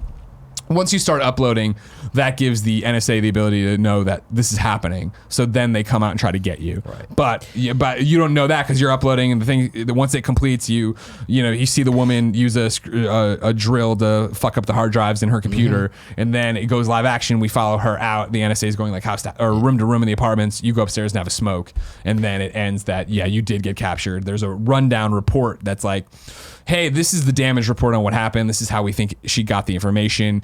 For me, it was like, she only of whatever 100 some odd videos, 100 maybe 70 videos or something like that. She's only watched half. I'd only watched half of them. I only watched give you some stats. Yeah, I only watched like 74. So then it like pieces stuff together, and there's things written on the paper. So it's even like for me who didn't on my first playthrough get everything or really I guess nail what they wanted to. I thought I nailed what I wanted to know about. There's still a few questions. There's all these notes and things for you to go back and look into more and do stuff. And then right now, when I turn it back on, I can click continue, and it picks up from when the thing popped up. Like, do you want to upload? Right. And it turns out that you can, if you keep playing, spend a little more time. If you keep playing, it'll get to 5:45 and just stall at 5:45. So it'll just perpetually be 5:45 until you upload. Gotcha. So I can, when I want to, I can jump back in and fill in my gaps. There was like a really good Austin Walker tweet when her story came out. He was going through the Steam forums. He was like, he found some guy who didn't understand the objective of her story. Yeah. So he's like, when does the game end? What am I supposed to do? And someone answered him like, oh, well, the game ends when you're satisfied with the information you've got. Yeah. And his reply was, how do I know when I'm satisfied? And like, that's kind of what I've been thinking with telling lies, but it's interesting that there's an actual like win state, essentially. Yeah. It's just that win state is definable by you. Yeah, exactly. That's the thing is like for me personally, okay, so as you go through, and again, I'm not going to spoil stuff because that would spoil what's going on, but like you go through, and I think it's a brilliant system for telling lies, or for her story, right? You did have to, they said something interesting in that thing. I'm going to go back out now and search for that word, right? This thing, everything's subtitled, and you can just double click on words and subtitle. You're scrubbing and pausing. You can double click on the word that'll then auto search it for you, so you can then find all the stuff right there on it. So it felt way more detective-y. That's why I wanted the notebook this time around, where I was like, I have all my diary of Madman attaching this, and like that's what this person said, and I searched this word to get here, and like how did these go? And I was numbering all the characters, so when they pop back up, I could do it. And if like, people can't see this, it looks like It's a amazing. crazy person. can you go overhead cam? Do we have that It's the ability? Charlie Day, conspiracy Totally, board. but like that for me, that was a big. I mean, if you're gonna read my notes, by the way, spoilers on who character names and stuff like that. But it was this idea as I did Blur it, your right? eyes. Of like this was the game to me too, right? Where it didn't feel like, you know how when you play a certain game and you do start taking notes and you do start taking information down, I feel like, well, this is because the game has a bad map, or this is because the objective list is bad. For me, it was like, no, this is how I wanted to play. I wanted to sit there and I wanted to be this nerdy about it. You know, I didn't have to be that nerdy about it and go through it, but I did. And so it was a really interesting thing because it is that game of, well, I know that there's not going to be I found this and it all ends, right? Like I knew from her story that like really that wouldn't be exactly how this ends. And you played it all on the iPad, right? Yeah, whole thing on the iPad. Yeah, you're playing on a PC. Yes. How does that feel? Well, I'll save my feedback till after you're done. Okay, cool. It's what I wanted out of that Saturday. Like I played it that Saturday afternoon, had a great time with it, and so I have read reviews since then because I'm now at that point where I'm like dying to know what other people saw and why did he do this decision? Like, how does this work? And looking through that thing and reading reviews on it, I am seeing that whole, it just doesn't have the punch at the end that her story did, or it doesn't, and like the twist. A lot of people keep wanting the twist part of it, and for me personally, I'm glad it didn't because I don't want Sam Barlow's games to become the M. Night Shyamalan of games, where it's like Right. we're all playing these data collection games until, you know what I mean. For me, it was way more interesting of seeing a thread I wanted, pulling on it, and following that to see where it went to where it got to. Yeah. And just like there's some of these games like this and Gone Home and obviously Her Story and stuff like that that kind of have a voyeuristic quality to them that it's rare for games to do that, and only games can kind of do that. Because like you obviously you can have like documentary reality style shows for TV and stuff like that. Yeah. But this is you being intimately involved with a story and people and all that stuff. So it's fascinating to play through those. Like I can't remember the name of the game. It was one of the best games of last year, but the game where you're on a pirate ship. Or merchant ship. Obra Dinn, yes. yeah. Like, I loved playing through that game. I did the same thing you did of having that note thing and, like, going through there and, like, okay, this is this person. These are these things about these people, and I can, like, pull on that thread, too. Yeah. So I'm actually very interested in telling lies based on your description of it. For me, and like you're saying how, only games can do that, and it's true, and that was the thing of, it is, and I hate this word, but an interactive movie, right? Like I think the thing people are missing from this compared to Her Story is that the woman doing this on the other side of the computer, right, is just like me. She's just a person who's into this and looking at this information, not like personally tied to the story in some way, shape, or form. For this, it is just like I'm in there and I'm doing it, and I want to know why he did this. I want to know who that person is. Why did she interrupt this way? What happened? They mentioned this fight. What does that mean? Who are these people? Like, that enough for me is like watching a movie. Instead of them telling me everything in sequential order, it's me going through and piecing it all together. Yeah, but by the same token, it also like that puts it at odds with, like you say, you were looking at reviews. Yeah. It's very hard to review this kind of game because you don't know how that story is going to hit somebody. Yeah. It's entirely dependent on whether or not they find a relatable thing in the story to grab them. And it was at the end, right? I was talking to a kind of funny best friend, and of course, Jen's co-founder, one of them at Pop Agenda, Nick Verge. We were DMing about it because he had finished it the same night I finished it. And it was that back and forth. He's like, oh, I didn't like this. He's like, but what about this? And I'm like, I don't even know who that is. He's like, oh my God, you didn't find this? You need to go do. And it's like, yeah, this is awesome. I love that part of it. Fran, what are your thoughts on it? You're early in it? Yeah, so I barely played it. I wanted to understand. I never got a chance to play Her Story. We were talking about it. I knew it was going to be on the show. So I'm like, yeah, let me pop in and see. You had said, yo, you should play it on stream. It would be interesting. And I actually didn't know if you were messing around once I put it up. I would never mess around with you. And I don't mean that in a mean way. It's that this is, in my opinion, like, when I hopped in, I guess I expected a little more like, gameplay. I haven't played a game like this since, I feel like, decades ago on the PC, Sure. Of like click on stuff and investigate, and it's that type of game, but it very much feels like if you're in the mood to read a book or sit back and watch something, less so playing a game. You know what I mean? Fair. No, fair. And so when you said what you did at the beginning, which is like, I hopped in, I was like, I don't know if I'm into this right now, Yeah. and you kind of watched a few videos. That's what you have to allow yourself to do in this game, which I actually didn't quite get there. I did watch some, but Sure. just like I didn't like. And sorry, let me finish my point, which was I actually said what you did, which is like, I feel like I kind of want to like go do this line ped with an iPad or something. It's out on iPad, by the way. I was like, I feel like this is an awesome format for it. It's cheaper on iOS, I believe. It just feels like I always talk about what's your mood when you're playing, and I often ask like, where are you? Are you on a plane? Or, and that's how I relate sometimes to when I play games. Oh, sure, that's a real thing. So exactly, you're in a mood to play whatever, Fire Emblem versus an online fighting game. It's different for everybody. But anyway, so for this, I started to realize, I'm like, yeah, like this looks cool. It looks cool because I started watching a few videos and I started to say, oh, she's talking to him. Okay. And he's saying some weird things. I don't know what's going on. And yes, it starts to hook you in, but you really have to start reading, for lack of a better way to put it. So listening, watching, and just going through stuff. And it's weird because it does not hold your hand at all. Yeah. And if you've never played a game like this, or I assume her story was very similar, it's weird because like just start watching the videos and listening and watching. But like from a gameplay perspective, that is where I was not quite prepared. I was like, I'm ready to like click. Yeah, I thought I was going to do stuff like you're talking about, like click on the hard drive and right click. And I was trying to like go in thinking I might hack this OS a little, and it's not that at all. Cyberpunk. You just start watching stuff. So I opened it, I read the text file, which is funny because it wasn't a spoiler what you said. It tells you, at the end of this, upload your stuff. They're going to come for you and destroy everything. You know what this is. They tell you in the text file that's what you're going to do, but then you just sit back and watch stuff. So my short review after not really playing it, because I can't review the story, is like, for the type of game it is, it's really interesting. It seems well done. Scrubbing seems to work pretty well. I can imagine on iPad it works really well. Dude, it was awesome. Yeah, in terms of that, because like, you full screen the video, and then you scrub, and the further you pull, the faster it goes. You pause, you rewind, you do. It's pretty cool. So it's got some time code. You move around, and you're literally just investigating videos, from what I understand. You're narrowing down, your story. I don't know if, like you said, you feel like you have to take notes, or you could just sort of piece it together.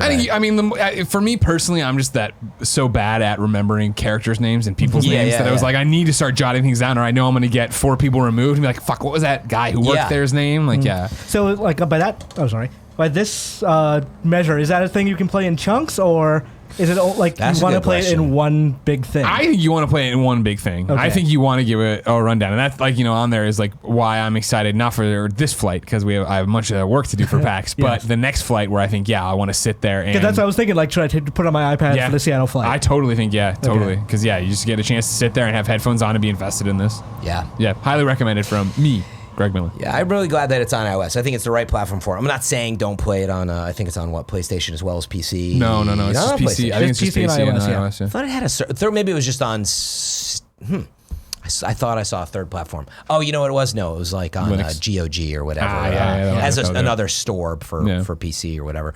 Anyway, it definitely didn't hook me in because I wasn't in the mood to read, is what I will say. But I can see it, and that's what I at least took the time. I was like, like this, if you want to do that. If you're in the mood. If you're in the mood for that type of game. But boy, is it not like, I was saying, it's not like you hop in and it's like, click on these things, and there's zero action, and I laughed at the streaming thing because like I didn't realize that, and so I booted up, and literally I was like reading some text, and I was like looking at the viewer counts, and I was like, oh boy, like I don't think, boy. And I tried watching, the stuff too. See, I feel like it's a fine line to walk. It's an intimate where thing. I feel like Nick and I had such a bad Let's Play or whatever with her story back in the day because it was like, we were reading so much. Yeah. Whereas this, I feel like it's more of a watch along, especially once you get out of the text file. Yeah, there's like, not that much cool, reading. you do it and like, I want to jump to the word fight or fuck or whatever. Like, and you find it and then you start going and then like, wait, and then pause and be like, oh guys, what do you think? You know what I mean? Talk to the chat about it. It saves your search history and your I think it's Vision is what the tool's called or something. Yeah, something like that. But anyway, I do think if you're in the mood for a story and investigating, I think that's, like you were saying, not a lot of games really do this or do it well. And that's the role play of it, is like if you can, like you said, you see your reflection as this woman who's investigating stuff, and you really kind of get into that vibe if you let yourself. But I feel like dark room, lean back with an iPad, that's the right format. Hell yeah. Or dark TV on a couch, but like sitting in front of your computer while you're live streaming, at least for me, did not work. I got immediate anxiety. Remember, you have a bunch of like your audience, right? Your Twitch audience, a bunch of cretins. You know what I mean? They don't like intellectual games. If it's not about some Ingram falling out of a giant raid boss's butt, they don't care about it. By the way, to walk it back a second, I was kind of surprised there was no like streamer mode for Man of Medan. Like that seems like an Yeah. obvious thing to do, right? Yeah, have like the audience vote or have Yeah. that kind of thing. Yeah. That's strange. You mean interacting with the yeah. choices? Like our voting and just being like, okay, this is what we want you to do. That'd be like an extension. That would be interesting. That would be a that'd be way cool. to. Yeah, you know, there are maybe games that have like like Twitch integration. It just this one doesn't for some reason. Yeah. Imran, Yes. we've been talking about what we've been playing. You went off and played Wasteland 3, a demo. I did a couple of weeks ago. I think it was like the day before I got let go. So So we're there's a stealing Game Informer content. there's a preview in the back of the Game Informer in the back end Yeah. that is half written that nobody can find because I no longer have a login. So we're not even sure what to do with it. So it just exists there. Yeah. But it's the first Wasteland game I've played. So Okay. I'm not an expert by any means. But it was a cool thing to sit down and I guess I'm sure Wasteland fans are gonna be super mad at me because I don't know anything about it. Yeah. But it was this thing of you're like a group of vigilantes, or not vigilantes, but like an officer group of people who in a post-apocalypse. Because Wasteland is always, people always talked about it as like a Fallout. Yes. Like it's Like what original Fallout Yeah. was like, right? It's like that. Third-person action RPG or It's No, like the original. top-down Yeah. isometric kind of thing, like tactical RPG. I was trying to remember because I mean Yeah. we're on the third one now. Okay. So it was like I had this group of people, and they would just, we're going in here, we're going to go investigate this area of like dissidents or like rebellion or whatever, because we're looking for this one guy who's kind of crazy, and his father is telling us we need to take him down and like bring him in. So they were telling me like, oh well, you can come in, you could take a back way or come in fairly diplomatically or kind of stealth your way in. I didn't understand the controls at first, so I just kind of like jumped in and got seen immediately. So in doing that, you end up with these AP points that you can attack enemies or bring your giant ass van in and run over enemies and do all that stuff, and slowly like work your way through this dungeon or dungeonous type area and kill enemies as you go. And it's just like, I'm not going to tell people, tactical RPG fans, what they already know because it's a third Wasteland game. They know what they're talking about. But for me, as someone who's never played those games, it was a very cool experience. I think when it was Wasteland 2 came to PlayStation, I want to say even Vita, but it might have been PS4 or 3, whatever. That was the one I was like, I love Fallout. I never played the originals. I'll jump into this. Everybody says this is better than the current Fallouts. Yeah. And I remember jumping in and just being like, oh, this is this dense. this is not the game I thought it was going to be. Yeah. Yes, but so they are actually making it a little bit more Fallout-like in some Okay. ways. So not necessarily like by structure, but when I ended up confronting their leader, he is a kind of crazy Joker-style guy. Sure. That he was like it went to a 3D thing of his character model and like voice acting, and he was like patting a guy in the back who he's torturing, and he pats him so hard the guy's head falls off, and he's like, whoops.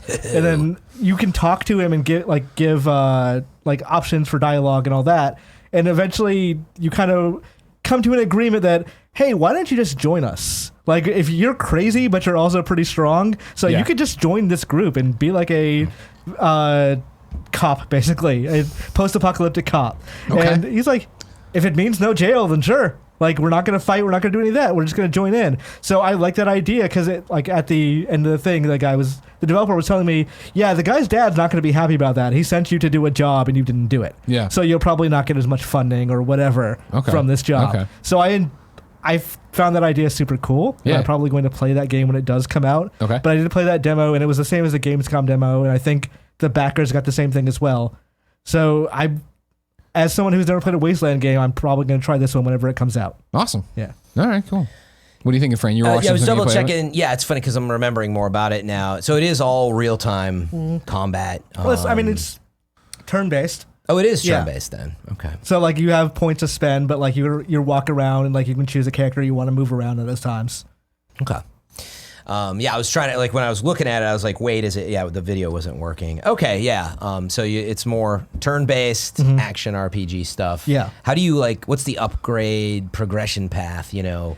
So it's like, it seemed everyone had skills, everyone had, like, experience that you could, like, apply to things. Like, I had one person who was a sniper that could just shoot kind of the VAT style thing of, well, this guy can pick apart a certain enemy. So, for example, there were bears. So I shot the bear in the head, and that immediately just killed the bear. So I'm like, okay, that makes total logical sense. But if you're trying to shoot somebody with armor and you're not paying attention to where they're armored, you just assume like, okay, well, I'm going to shoot this guy in the head. It didn't work super well. So I just kind of wasted that shot. This wasn't a great idea. Lesson learned, exactly. Okay, so you're in. I'm that in. got it for you. Yeah, I don't know. I know one of the previous games was recently ported to Switch. Maybe both of them were. So I'm kind of hoping this one is as well because it was like a great place to play it. Yeah. Performance-wise, who knows? But Is it right now just PC or is it? all- right now it's just PC, I believe. Okay. Yeah, I was gonna say, I believe all the Wastelands, for the most part, have been pretty well received. Yeah. No, I think it totally. was much That's why when it came to anticipated. PlayStation, I was like, I've heard a lot about this. I want to jump in. Yeah. And it was just yeah. too nerdy for me at that I time. really want to get into this like And renaissance. I'm a huge of, nerd, you know what I yeah. mean? There's renaissance of old RPGs and tactical games of like we're gonna bring back the old style BioWare and like Fallout style. All that's like we're gonna bring those kinds of games back. Yeah. I've not gotten into any of them, and not because.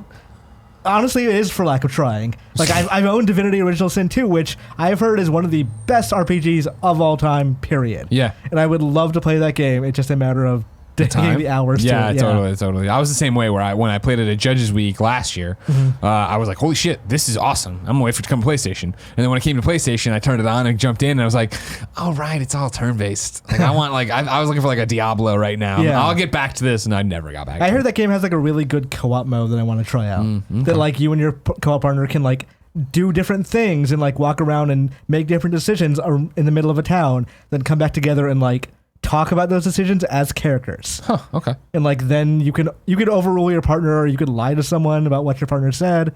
It sounds interesting. I just need to figure out like sounds like a very good husband-wife game. Yeah. When you're around each other all the time. Yes. Of course. Yeah. Imran, you played this Gamescom demo. I played some Gamescom demos as well. And I'll tell you guys about them after a word from our sponsor. What?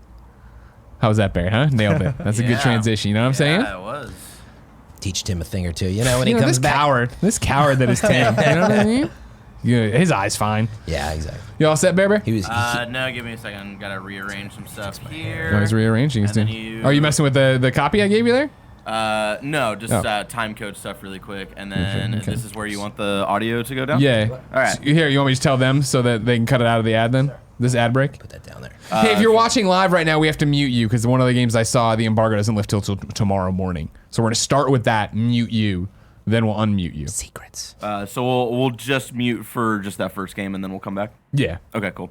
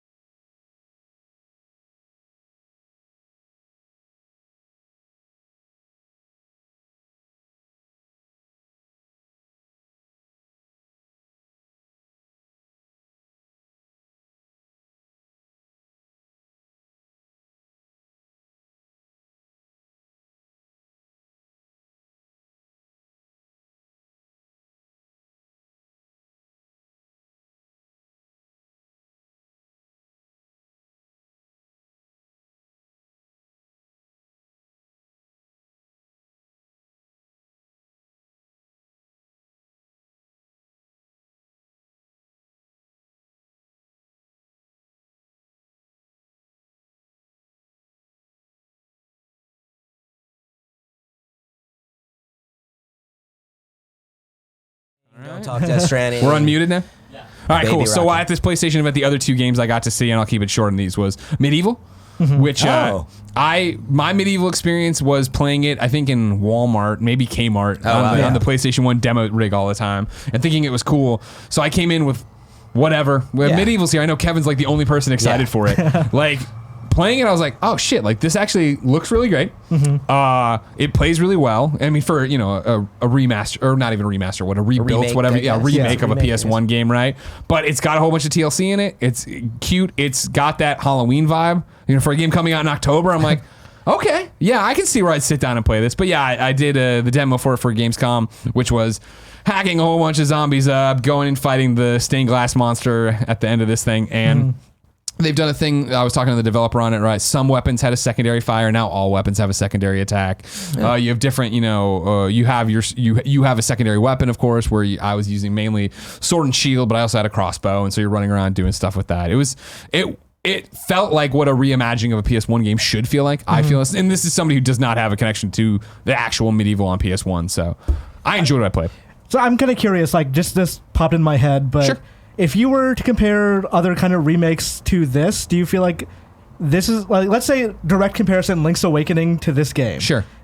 Obviously, Link's Awakening is a more anticipated remake. Yeah. Do you think that's only because the original title is more beloved, or do you think, like, that game has just more TLC in it than this? No, I think it's more that game is just more beloved. Okay. I think this was the thing when Crash hit, really, right? Where everybody's like, what's going to be next? And it was Spyro. And I was like, all right, Spyro kids really like that. And it's like, okay, Link, okay, great. And then it's like Medieval, and it's like, okay, like you never heard people really clamoring for Medieval. Yeah. But now that it's here, like, it does strike me as like, I'm going to be in the mood for this come October. Yeah. I'll do a run around be, and fight some bosses and do We're some in stuff. that weird time frame now where, like, things from 20 years ago are finally getting remade. Yeah. So, like, it's this, FF7, Crash, Spyro, all that stuff. I'm kind of wondering, like, what's left? Yeah, where's Pilot Wings?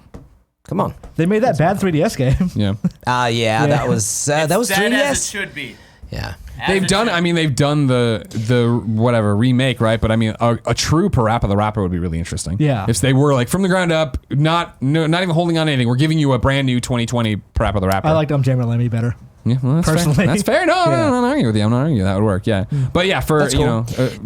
Go. Sorry. I think my big question was, if you didn't know what Medieval was, you never played it, had No, no great question, sentimentality yeah. for Yeah, it, and now go in and just play it as seemingly like action adventure, right? Yeah, Is it totally. Slightly isometric-ish, like. It's not. No, I mean it's following your eyes. It's third person. It's third It person is like action. pretty close up. I couldn't remember if it was a little more tilted. Well, they up. have now a Dan cam you can hold to bring it down. It's a little bit looser than that. It's a little normally. higher up Yeah, as a yeah, point. yeah. But anyway, you're just kind of in a 3D world going around, Yeah, like running hitting around, stuff with smashing swords stuff, and collecting stuff. getting to the end of you the see level. a green hand, so you have to find the green rune. You bring it and you get it, and that opens the doorway so and lets you go. with that in mind, how does it play? Moment to moment. How does it feel? If you remove the sentiment. I mean, well, I don't have any sentiment, like I said, really, right? Like I But was. you know what it is, so you have that context. So I feel like it feels probably a bit looser than what you'd expect from a regular third-person one, right? Of like I felt the dated. camera was a little bit more bobbly than I'd be used to, than I think you'd be expecting. But again, I was also on you know how it is at these demos where I'm literally TV's here and I'm playing here, all right, cool. Like I think it's not going to be a detriment to it. So it feels a little dated mechanically, but Well, I mean, because I think it's trying to be a modern PS1 game. I think that's what it's trying to accomplish. Is what well, it's funny. We sets out talked. to do. I mean, it's different type of game, but Bloodstained went through this in our conversation where it was like, I don't know, like it feels like, why don't they have all these other moves and modern moves? And for that one, it was like, no, they want to stay true to what it was. Right. And so I don't know if it's sort of that or. I mean, remakes are always kind of fraught with that problem of, do we change too much and piss people off, or not change enough, it doesn't feel modern. Like FF7 Remake has been feeling the heat a little bit from fans. It's like, well, this is not FF7. It's just a new game with that same story. Yeah. But I guess what I think about most is 2D games work really well for this because they are sort of locked into that style. It's a mood. It's really nice artistically too. It doesn't feel old. This is different. So again, just like looking at the game, you're like, yeah, it's fun. Like I had fun with it. Okay. And that was my thing. It doesn't feel too slow or that. No, not at all. Yeah. I mean, it feels like what it is, right? Where it is a third-person action, not mascot thing, but it feels like you can feel like, this reminds me of how I'm fighting things like how it felt to play Ratchet and Clank. Yeah. Of running around and beating on everything, right? Like, and it's to your point of like, I felt with just the sword stuff, like I could have used a lock-on button, right? Like I feel like that would have been more easy. But then again, the secondary attack is a spin move, right? So it's like, well, I should probably use that more. I should probably work that into my repertoire rather than while I'm just hacking at stuff. Right. Why is it not doing exactly what I want it to? But then it is the. Like I'm saying, modern PS1 where they're like, we don't have boss fight checkpoints. Like you're fighting the boss, and if you die, you got to run back to him and get back in there and do it because they're like that was important to us, right? In terms of maintaining what medieval was. And I think it's fine if they had check. Like that's one of the things I'm never going to complain about. yeah, I know. Me neither usually, but it was like the stained glass man I fought wasn't bad, so I was like, whatever, no big deal. Do you think there's like a clamor for medieval in modern day?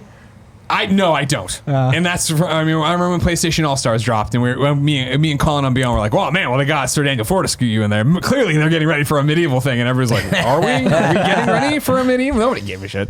And so, again, I think it's going to be interesting. I don't see it selling gangbusters, but I do think based on what I played, I'm suddenly interested in playing it. And so if that's the thing of when it drops in October and it's like, you're in the mood for a Halloween-y game of running through the graveyard and smashing up these things, and it's got a bunch of fun voice acting, and it's got a cute little story, and there's a bunch to unlock and a bunch to do, and yeah, is it simple from what I played? Sure, you know what I mean? It is a PS1 game where it was like, I ran ahead and it's like, oh, I need the green thing, and I turned around, I'm like, I thought I explored really well, and I turned around and ran back, and sure enough, one of the mausoleums I you passed, had to turn around. Exactly, it's sitting there, and I was like, that's actually kind of cute. You know what I mean? I haven't had a game do that to me in a long time. Yeah. I'm like, no, it was here. You just wouldn't have thought to run for it. Turn around. Exactly. Forehead. I'm To give interested. my 2 cents on if people are clamming for this, I predict this will be one of those weird ones where it'll do really well in the UK for like a month. Like same with Crash, same with Spyro, where like both of those games did really well over there for like a couple months, and Crash even longer.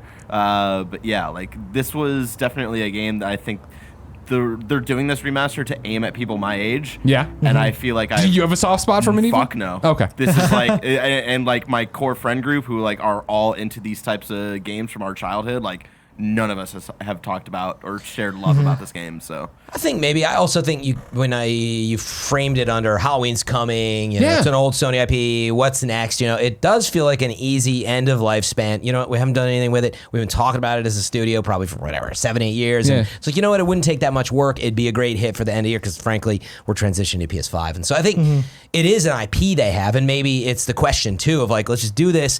Maybe we want to work on another one, right?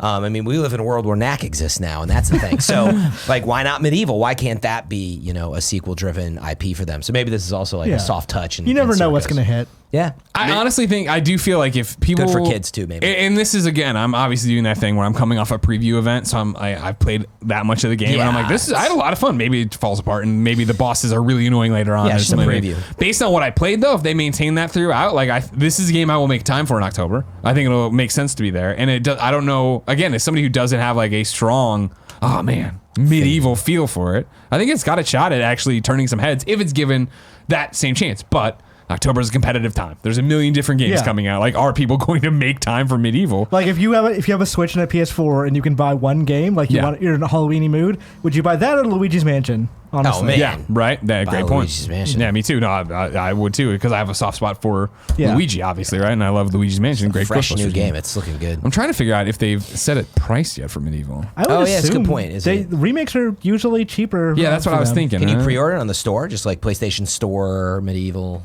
Yeah, I know how the PlayStation Store works, Frank. There's $30.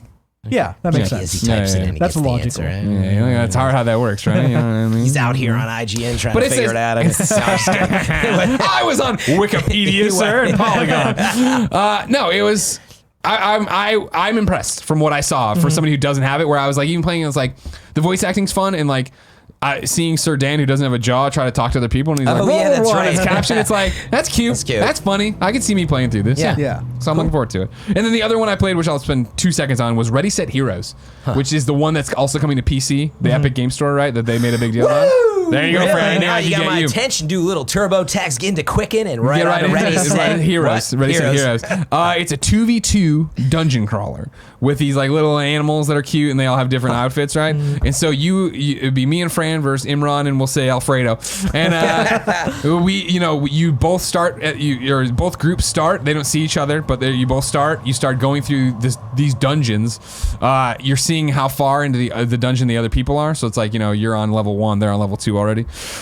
You go through, you beat them up, you're collecting gems as you go. Those gems are giving you stat buffs for your strength, your magic, all that stuff as you go. Then as you beat the enemies and clear everybody out, they drop treasure chests, and now you're getting a better staff, a better sword. It has ice powers, it has whatever powers. Then you go through to the next dungeon, you do it all again, you keep going this, and it's like a race to get to the boss, to beat the boss, to then get whatever loot off of him, to then be catapulted to the final fight between the other team. And so we went through, we beat the boss, that triggered endgame. We all got tossed into the world where we were on this like weird floating platform, and these whales were going around, and we had to hit sushi to our colored whale, or rotten fish heads to the other colored the bad guy's whale, so that points would be deducted, and we'd all have it based on that. You can hit each other in this, you can knock each other off the thing. Obviously, this is bringing in the stats of how you've collected what you've gotten on gear drops to fight each other that way. And then at the end, it'll be done, and they're going to award you cosmetics and different things like that and all sorts of stuff. It was cute, but it was very much that game that I finished, and I was like, cool, that was fun enough, but it's like, who's asking for this game? Like, you know what I mean? Like, you got to try different items, you got to do everything. It's clearly, it works, it plays well, it's cute, colorful. We had a one crash, but that's not at all because the game's bad. It's just because it's a, preview build of a game or whatever running on a dev kit. I enjoyed myself, but not enough to where I'd be like, I need to play this again. And I don't know if there's an audience being like, I really want a competitive dungeon crawler right now. It always weirded me out that like Sony has only ever tried that thing, and this made me like this dismissive of the actual game and its characters a little bit, but they've only ever tried to take their IPs like Sly Cooper and Ratchet and all that and put them in one like collaboration, or if you count PlayStation All-Stars, 2 collaborations. There's that Move Heroes game as well. Yeah. Why not do that with stuff like this? And see, that was what I thought this was missing, because it's like, you're getting a new otter or whatever, or a new skin for this fox, or new characters when you win. And it's like, cool, who cares? Like, I don't.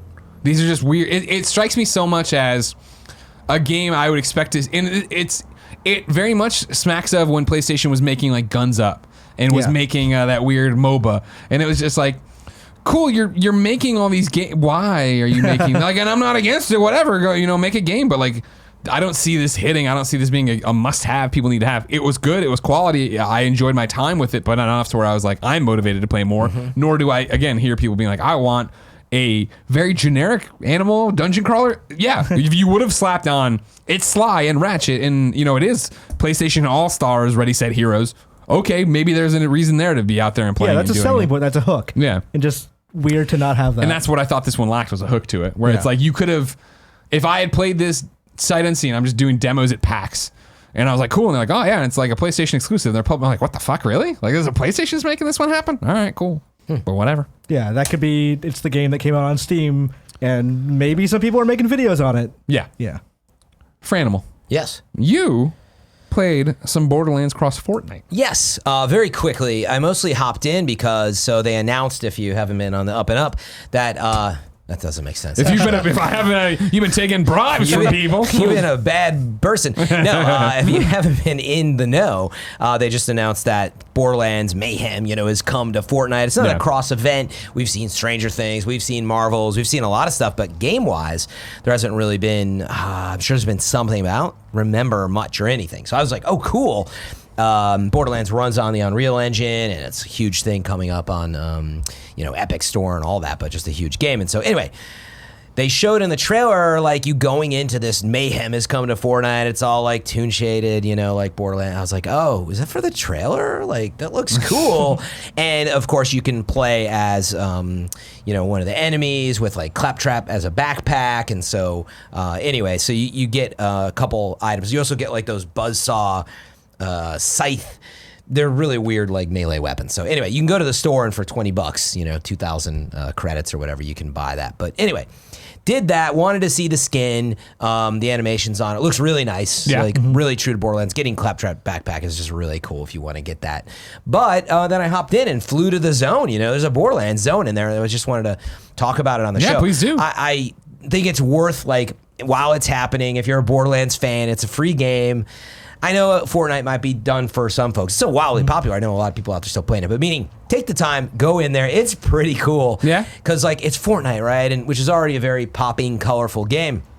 But when you go in, it is, like, it's very true to the feel and the color that I would love to hear. You got some skags in there? Yeah, I didn't see any Good skies. musical intro, bus driving through. Yeah, none of that really. But like texture wise and everything. It has very that cell true. shaded look to it. Yeah, and you go into like Little Pandora is what it is. Okay. And you go Little in Pandora. and what I was wondering is since it runs on Epic, how closely they collaborate with Gearbox. It seems really Sure. closely. It has a really nice feel to it, and it's just kind of fun to pop in there. It's just one small zone on the map, and worth checking out. If Okay. so. But it's the same. So it's part It's of the not- regular Fortnite map, or is it its own mode? Yeah, it's just part of the map. So Oh, wow, that's okay. what's interesting. They placed on the map this little Pandora section that you can go Neat. to. And that's what got me. I thought like for the trailer, they're like mayhem is come, and they were kind of just playing with the visuals, and it was just a skin, right? And again, I'm trying to remember when you could go to like a themed section of the map, especially that was on a game.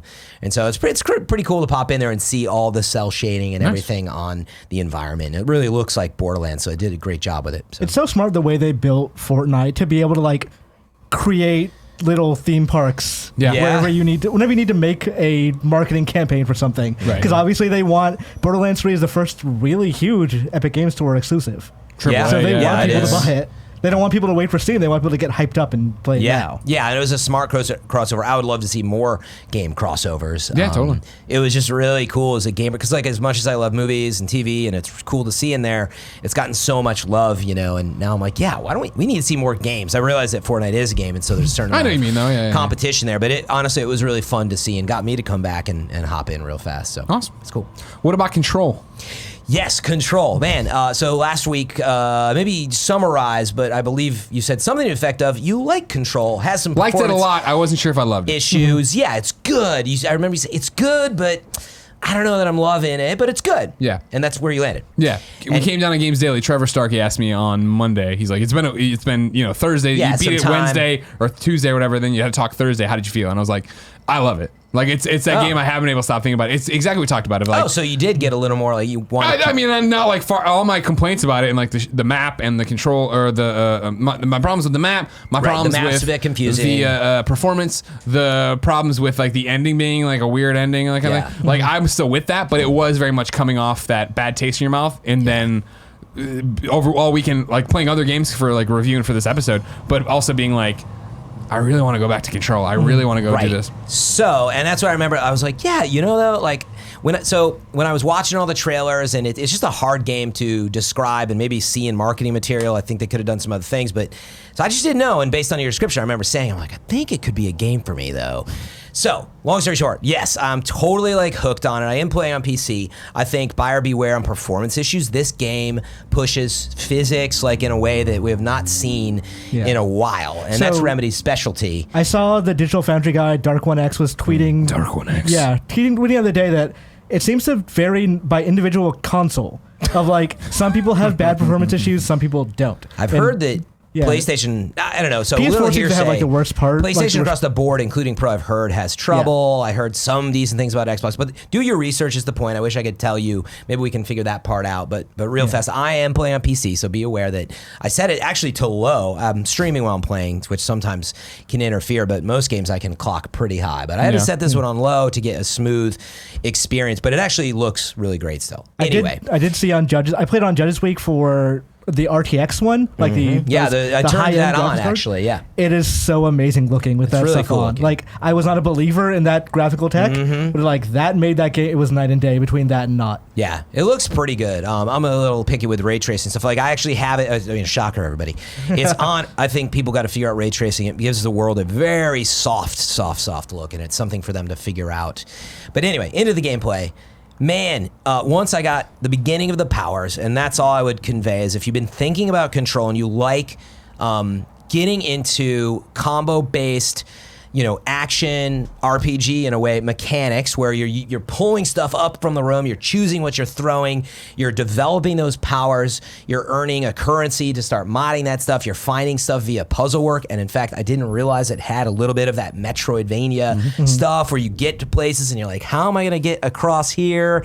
And then later you're like, in fact, famously now, like a lot of people have been doing this in the game. I think it was a design choice. There's a moment where you get somewhere, it's not a spoiler, but you get somewhere and you're like, oh, I think I saw this in the trailer. You're like, woohoo, I'm Peter You Pan. and Andy do the exact same thing on screen. Everybody did. You think you're Peter Pan because you watched all the trailers and you're in this very confusing world getting these powers. You're like, heck yeah, now I'm going to... you fall to your death. No, I thought it was going to be a Magneto moment where all the platforms come to Right? me You just and, don't know. Like form in front of my feet. No, Yeah. it just fell down. So to that. it definitely is a trippy game, and that's another side of it. But core gameplay, and it's the thing that I focus on the most. Many will remember for as much problems as Anthem had, the core of flying, the core of even some of the combo mechanics. It had a lot of potential. The different javelins. Anyway, in this game, I got so excited once I started getting my powers, and I realized that you can get mod drops randomly in the world. Speaking now to a Division Destiny player, they're common, they're rare, you get up to legendary, I assume, and so you start getting upgrade materials, and I'm like, ooh, it costs negative 11% to use my dash now. I'm going to change my build. And then it's like, oh, I want to get a second mod. Man, I got to go out and grind this out for a little bit, like go into this room and get some enemies. And also they do an excellent job in the game of rewarding you for exploring the corners. There's a ton of just like notepads that you find with lore, and I'm less so that guy, but man, all of a sudden you'll just get materials you needed there's this box hidden up on a shelf. And long story short, I'm about 8 hours in, and I love the style, the aesthetic, and I just keep thinking about it, like you said. I keep wanting to go back and just like force pull stuff, and the way that I'm playing is developing too. Like I got a new power, and I found that it's completely changing some of the way that I'm doing things, and just really enjoying it. And you craft weapons in this stuff too, and I'm super excited on the game. I think it's one of Remedy's best works in a long time, and it's hard to sell, I think, by just watching. You really got to get a chance to play. It's it. game of the year material for me. Really? Oh, yeah, Yeah, absolutely. Like at this point, I mean, I'm about where Fran is in as well, but it's hitting all those notes that I love, and I think it's an aesthetic marvel, dude. Like this, Totally. So It looks this amazing. is one of the most gorgeous games, not only just graphically, but art direction. The art direction is fantastic. I did watch a Digital Foundry video where they broke down every console. It runs best on X. Second is obviously the Pro. The Pro, like they said, far and away the X is the best to run it on. Then the Pro is kind of a pretty decent drop down. And that the Like I was saying, that's what I was playing on. I was talking about it last week, where when I pause the game and I can, every time you pause the game, you come out of it, it goes. that seems to happen on X as well. Yeah. Granted, Well, then but, maybe. And then how's it the best? but then they showed combat on like the S or the standard Pro, and it or the standard PS4 rather. And when you hit certain rooms, it's you're hitting 15 frames per second. They probably have some good tech from like Quantum Break when they had to do the X patch for that. Yeah. Well, hopefully we'll see. I think it's worth standing on that point for a moment, which actually it is one of the biggest problems with the game, and actually I would say it's questionable because we're playing on. You on PC or no? I'm on Xbox One X. Oh, see, you're on the best of the platforms, so maybe Greg, you could just recover that base, which is like, I do recall you saying there was loading issues when you sort of pause and came in and out. You come out, yeah. But how it's- often, man, I'm getting like load hitching as well as like physics, like slow down at times when every once in a while, I'll grab too much stuff and throw it, and I'm starting to play on low, and every once in a while it hitches or it. And that I didn't happens see enough. much of that. So maybe it's it's PC not thing common on enough that for me. It does happen to me every once in a while in combat, but it's not common enough for me to really hate it or feel Okay, frustrated you get with used it to at it, all. maybe. Yeah, like it's I get it's something triggered that I by it haven't even easily. really noticed while playing because I'm so engaged in the combat. I think the combat's so fluid and great, and on controller, it's one of the best feeling third-person shooters I've ever played with. Like it feels so tight. Everything feels so like well tuned. The I play on a mouse and keyboard, by the way. I love it. oh yeah, Because the precision of the shooting. F2. This is great. Oh man, and I, just to mention it, think about PC because I was going to play it on controller because of powers, right? But actually, it works really well on keyboard. And man, being able to precision aim super fast is awesome. But actually, I've I mean, it's heard always very precise with me, Fran. well, yeah, no, With your rifle, what I up? mean, with the Come aim on. assist on controller, it's hard to miss. Yeah, right? sure. You're right. You're right. I'm just kidding. You're right. I forgot what I was going to say. Sorry, you were the just game's saying fucking great. on control, and it plays real smooth as a third-person shooter. You said, Yeah, it's super tight. Control is great. And again, I just think the story is weird enough to where I think it's supposed to be purposely confusing, and you're supposed to Baffling. wonder about all these Yep. things, and it's starting to clear up for me now. And I'm looking back through logs. I'm looking back through. I don't mind reading the lore, which is really fun. Like I actually am looking for all of these side tapes to listen to, and I want to learn more about what the hell's going on because it's so up my alley. I was really annoyed when I woke up today. I was looking through my feeds and like a couple of news sites spoiled that hidden cameo. or surprise cameo in the game. I'm not gonna say it here, but I was like, I just installed this game I don't even today. know about it, I wish I didn't know about Barack this. Obama. But yeah, thanks for letting me spend a moment Oh, on no, it. I'm glad you I did. know you I liked it. yeah. I'm gonna go out and say this is a must play. Oh, wow. Oh, wow. Try to play it on the best platform.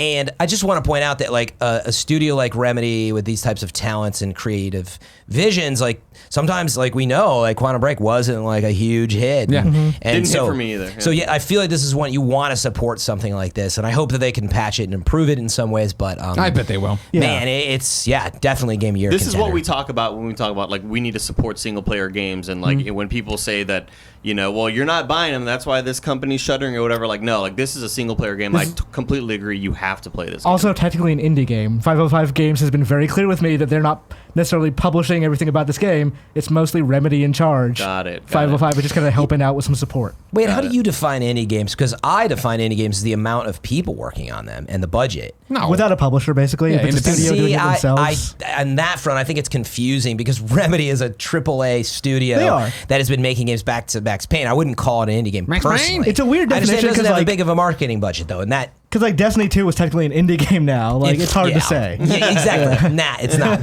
But I just think it's important for the audience on that front of their. It's different between 5 people working on some new idea versus like Remedy has been doing awesome stuff for a long time. But support Speaking them. of indies working on a new IP, Andy, you've been playing Creature in the Well. Yeah, I went to. I was in LA this past weekend. I was bored in the hotel. I was like, let me fire up this little indie gem I've been hearing so much about. They recommended it to me because I loved Hyper Light Drifter. That's one of my favorite games.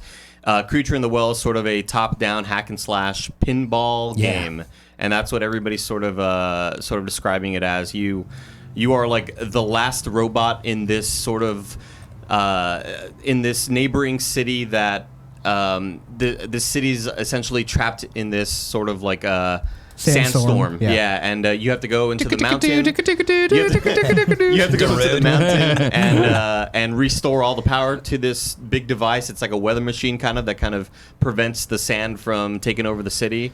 And it's really fun and super engaging, and it's like it's so satisfying to hear the sound effects and see the visuals because you're essentially going through. It's this dungeon crawler sort of thing, and it's like a puzzle game in some sense, and it's also kind of like a skill-based hack and slash game where you have to hit these sort of bumpers, and essentially like from a pinball machine.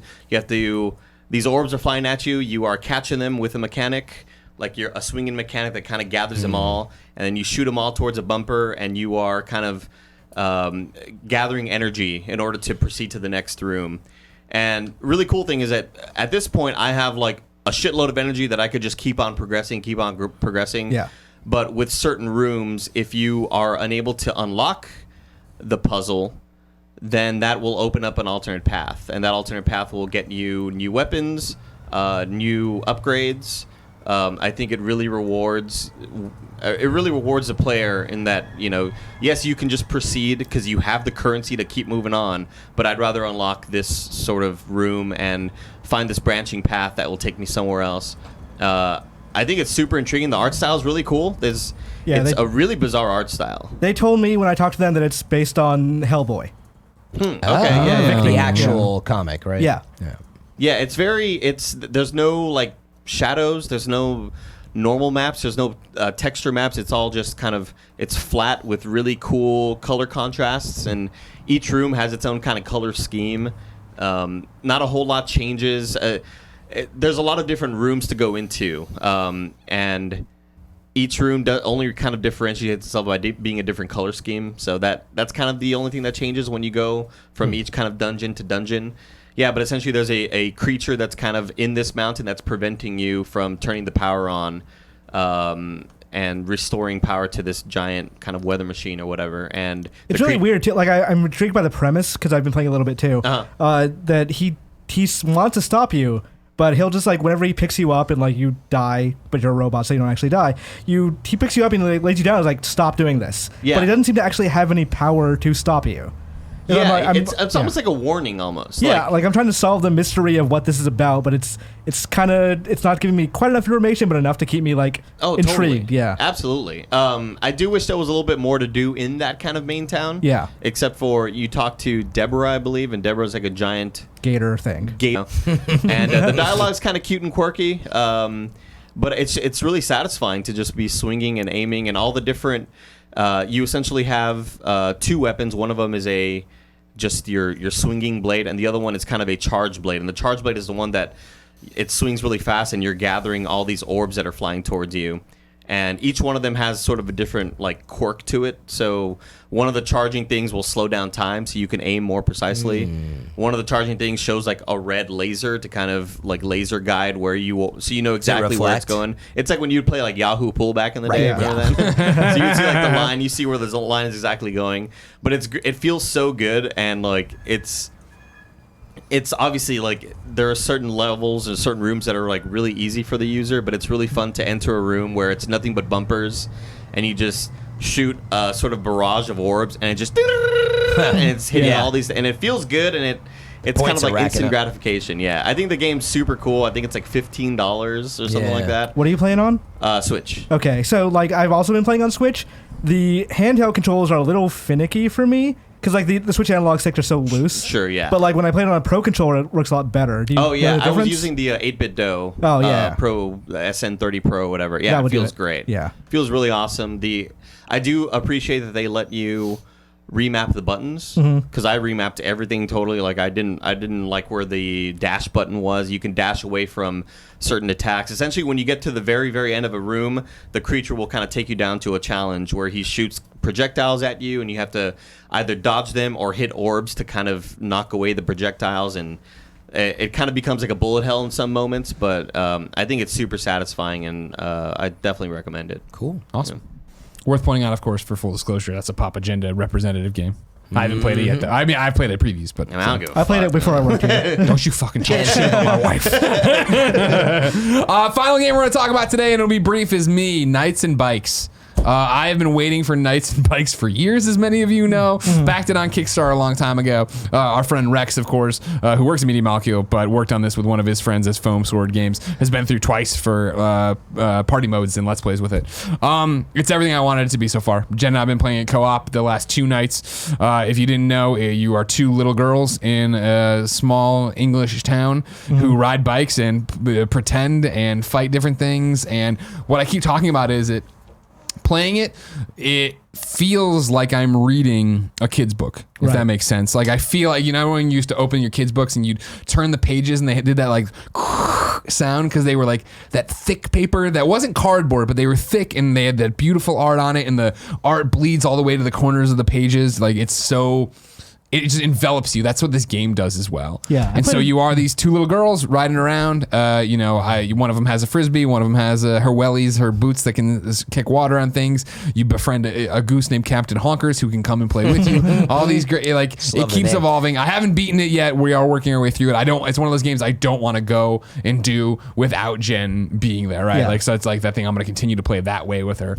But so far, so good. I think the story is really adorable. There's no voice acting, which wouldn't be a negative. There's no voice acting, but the way it's written and then the way the characters' faces emote, like their drawings or whatever, emote though as the things come up, like it's telling this really bittersweet, sad story of, one of the little girls being, just with her dad, and then what that life's like now after her mom's been gone, and all. It's like there's a whole bunch going on that is just such a Greg Miller-ass game that I'll give you more updates as we get deeper and deeper into it. I played it, I think, 2 years ago at PSX, and like even then it was a very compelling, very cute game. Yeah. I was like, I can't wait to find out more about. Like this is it's not made by Double Fine, it's made by Foam Sword, but it's such a Double Fine ass game. Yeah, which they're publishing it, right? Is that the deal? Is that the equation? Yeah.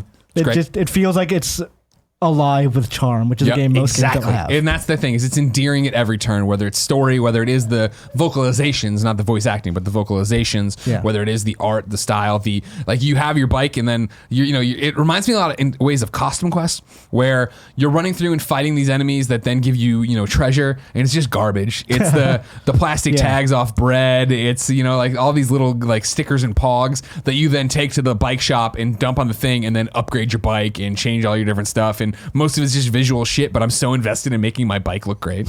Yeah, It's awesome. That's It's cool. it's a really, really, really cute game that if you have a co-op partner with, I definitely recommend. Yeah, I love the style. Yep. Ladies and gentlemen, it wouldn't be Kind of Funny Games Cast if we didn't end with a little round of mobile gamer bullshit. It's mobile game or bullshit. It's mobile game or bullshit. Jared's gonna read some stuff and we'll figure out if it's over game or bullshit. I have to ask. I have no idea what you say at the end of that. What does it say? Jared's gonna read some stuff from a page, and then it depends if it's a game or then we decide if it's a game or not. Jared Petty, it's something. Okay. Yeah, it's been Getting debated by many scholars. Welcome to Mobile Gamer Bullshit, a game invented by Jared Petty, who quit and left us and is a ghost to us now. Of course, what happens here is me as the host today, will read for Imran and Fran 5 different titles. They will have to decide if these are in fact mobile games or if they are bullshit and not mobile games at all. Every mobile game, usually a Mobile Gamer Bullshit episode, has a theme. Remember, this is only resurrected because of your support on patreon.com/kindoffunnygames, where Party McFly wrote in with his Mobile Gamer That Bullshit. is a fantastic name. That's right. Party McFly says, you guys asked for it and I wanted to try my hand at mobile game or bullshit, so here goes. I hope I did this right and I hope you guys enjoy it. I made a couple of extra if you need to cut down for breakers or whatever. Here is mobile game or DJ. So now you guys have to decide if this is in fact a mobile game or if this is a real DJ, similar to Grimecraft. I will tell you he's not on here. Man, Grimecraft's definitely a game. We're going to work our way, Fran, Imran, Fran, back and forth. So number 1, Fran, Tokyo Machine. Is that a mobile game or is that a DJ? This is going to be impossible. Great idea, by the way, Party McFly. Tokyo Machine. Tokyo Machine. DJ. Imran. Mobile game. Imran. That's how you win the game, by the way. Just Do go a couple different, yeah. opposites and one that's the same. Yeah. Weird Guys. Is Weird Guys a the name of the mobile show? game? It's a show, yeah, most of the time. You're watching it or is it, in fact, bullshit and a DJ? Bullshit and a DJ. Okay. Fran? Mobile game. Two friends. Fran, is Two Friends, following up Weird Guys, is Two Friends a DJ or a mobile game?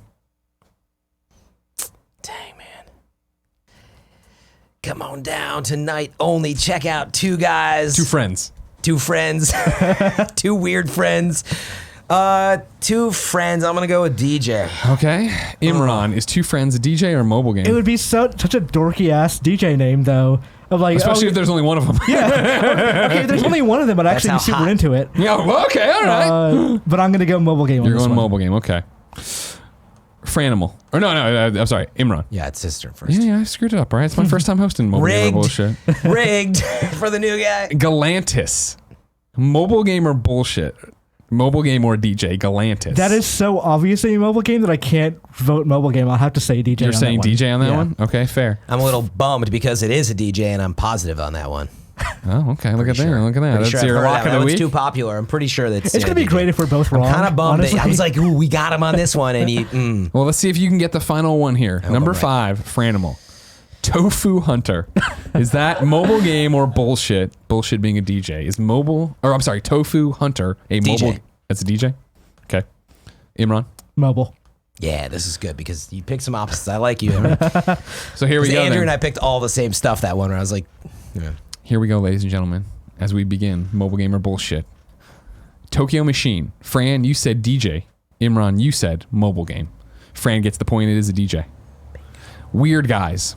Mobile game or bullshit? Fran said mobile game. Imran said DJ. Fran is correct and gets the point, roaring out to a 2-0 lead. Oh yeah. Two Friends. Fran said DJ. Imran said mobile I don't game. regret this one. Fran is correct. Really? That is a DJ. Two Friends is a DJ.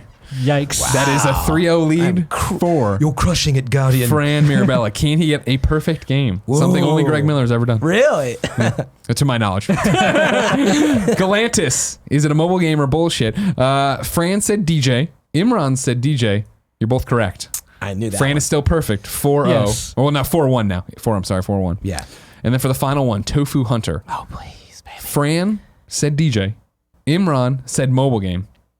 Imran is correct. No, I was so close. This is like when you're playing against someone in Street Fighter and they're so still much won. better than you, so you hit them once and you're like moral victory. Done it, did it, yeah, I did it, yeah. Fran wins Mobile Gamer Bullshit with a score of 4-2. So It's Tofu. Mobile Game or Bullshit. It's Mobile Game or Wait, listen. Bullshit. Jared's gonna read some stuff and we'll figure you out if it's over game or not. I can't. Jared's gonna read some stuff from a this thing, page. a page. And then we decide if it's a game or not. Jared Petty, something like that. I don't remember it. I love Jared. Yeah, there you go. That's it. That was a lot of fun. As always. Fun game. Ladies and gentlemen, this has been the Kinda Funny Games cast. Remember, each and every week you can join us to talk about the things we love, and that's video games. Sometimes Fran's haircut. If you go to patreon.com/kindafunnygames, you can get more ad-free pre and post shows. There's all sorts of stuff. Early access, you can watch it live and do the post show with us right now. However, we understand if you don't want to give us any money and get it early on Friday or whenever we record it, but you can wait till Monday when it goes up live. Or no, yeah, well, that's right. When it goes up, youtube.com/kindafunnygames, roosterteeth.com, podcast services around the globe. Of course, there's ads with that one though, and there's no pre and post show, and Barrett doesn't like that one, so you should probably do what Barrett likes. I hate it. And watch on Patreon. Gentlemen, thank you so much for your time. Thank you. Don't you want to do a post show? Let's do it. Let's do it. All right, now it's the post show. And I'm very late, so I have to go catch a flight to PAX. Oh my God, you got a flight tonight. 6:30. I usually like to give a Okay, two-hour smart. buffer on the way out. So All right. I don't Do the blame you. post show. So you guys got it? You guys can I just handle have to it? use the bathroom, but Barrett, can you talk Barrett, to talk to Imran. You ever talk to Imran? Yeah. 1 second, Imran. That's how most people react. what? Hey, Imran, I'm going to go play Control. Have fun. I already know how to cover that. Don't worry. Have you played Control at all? I have not. I finally sorted out my shit with the Epic Games press account today. Okay. Of they removed me immediately. Oh wow! So I had like to the get day of, they're like, this guy's gone. Like fuck him. Kind of like whenever an email bounces back, they're like, all right, he's off the list. Wow. So I had got it sorted out, and I'm like, I'm still covering shit, so might as well add me. So I got that done. I got it Control added back to my account and started installing it. I was like, okay, I've got about an hour before I got to leave for Kinda Funny stuff. Should I pull a Fran and just start playing this game right before we have to leave?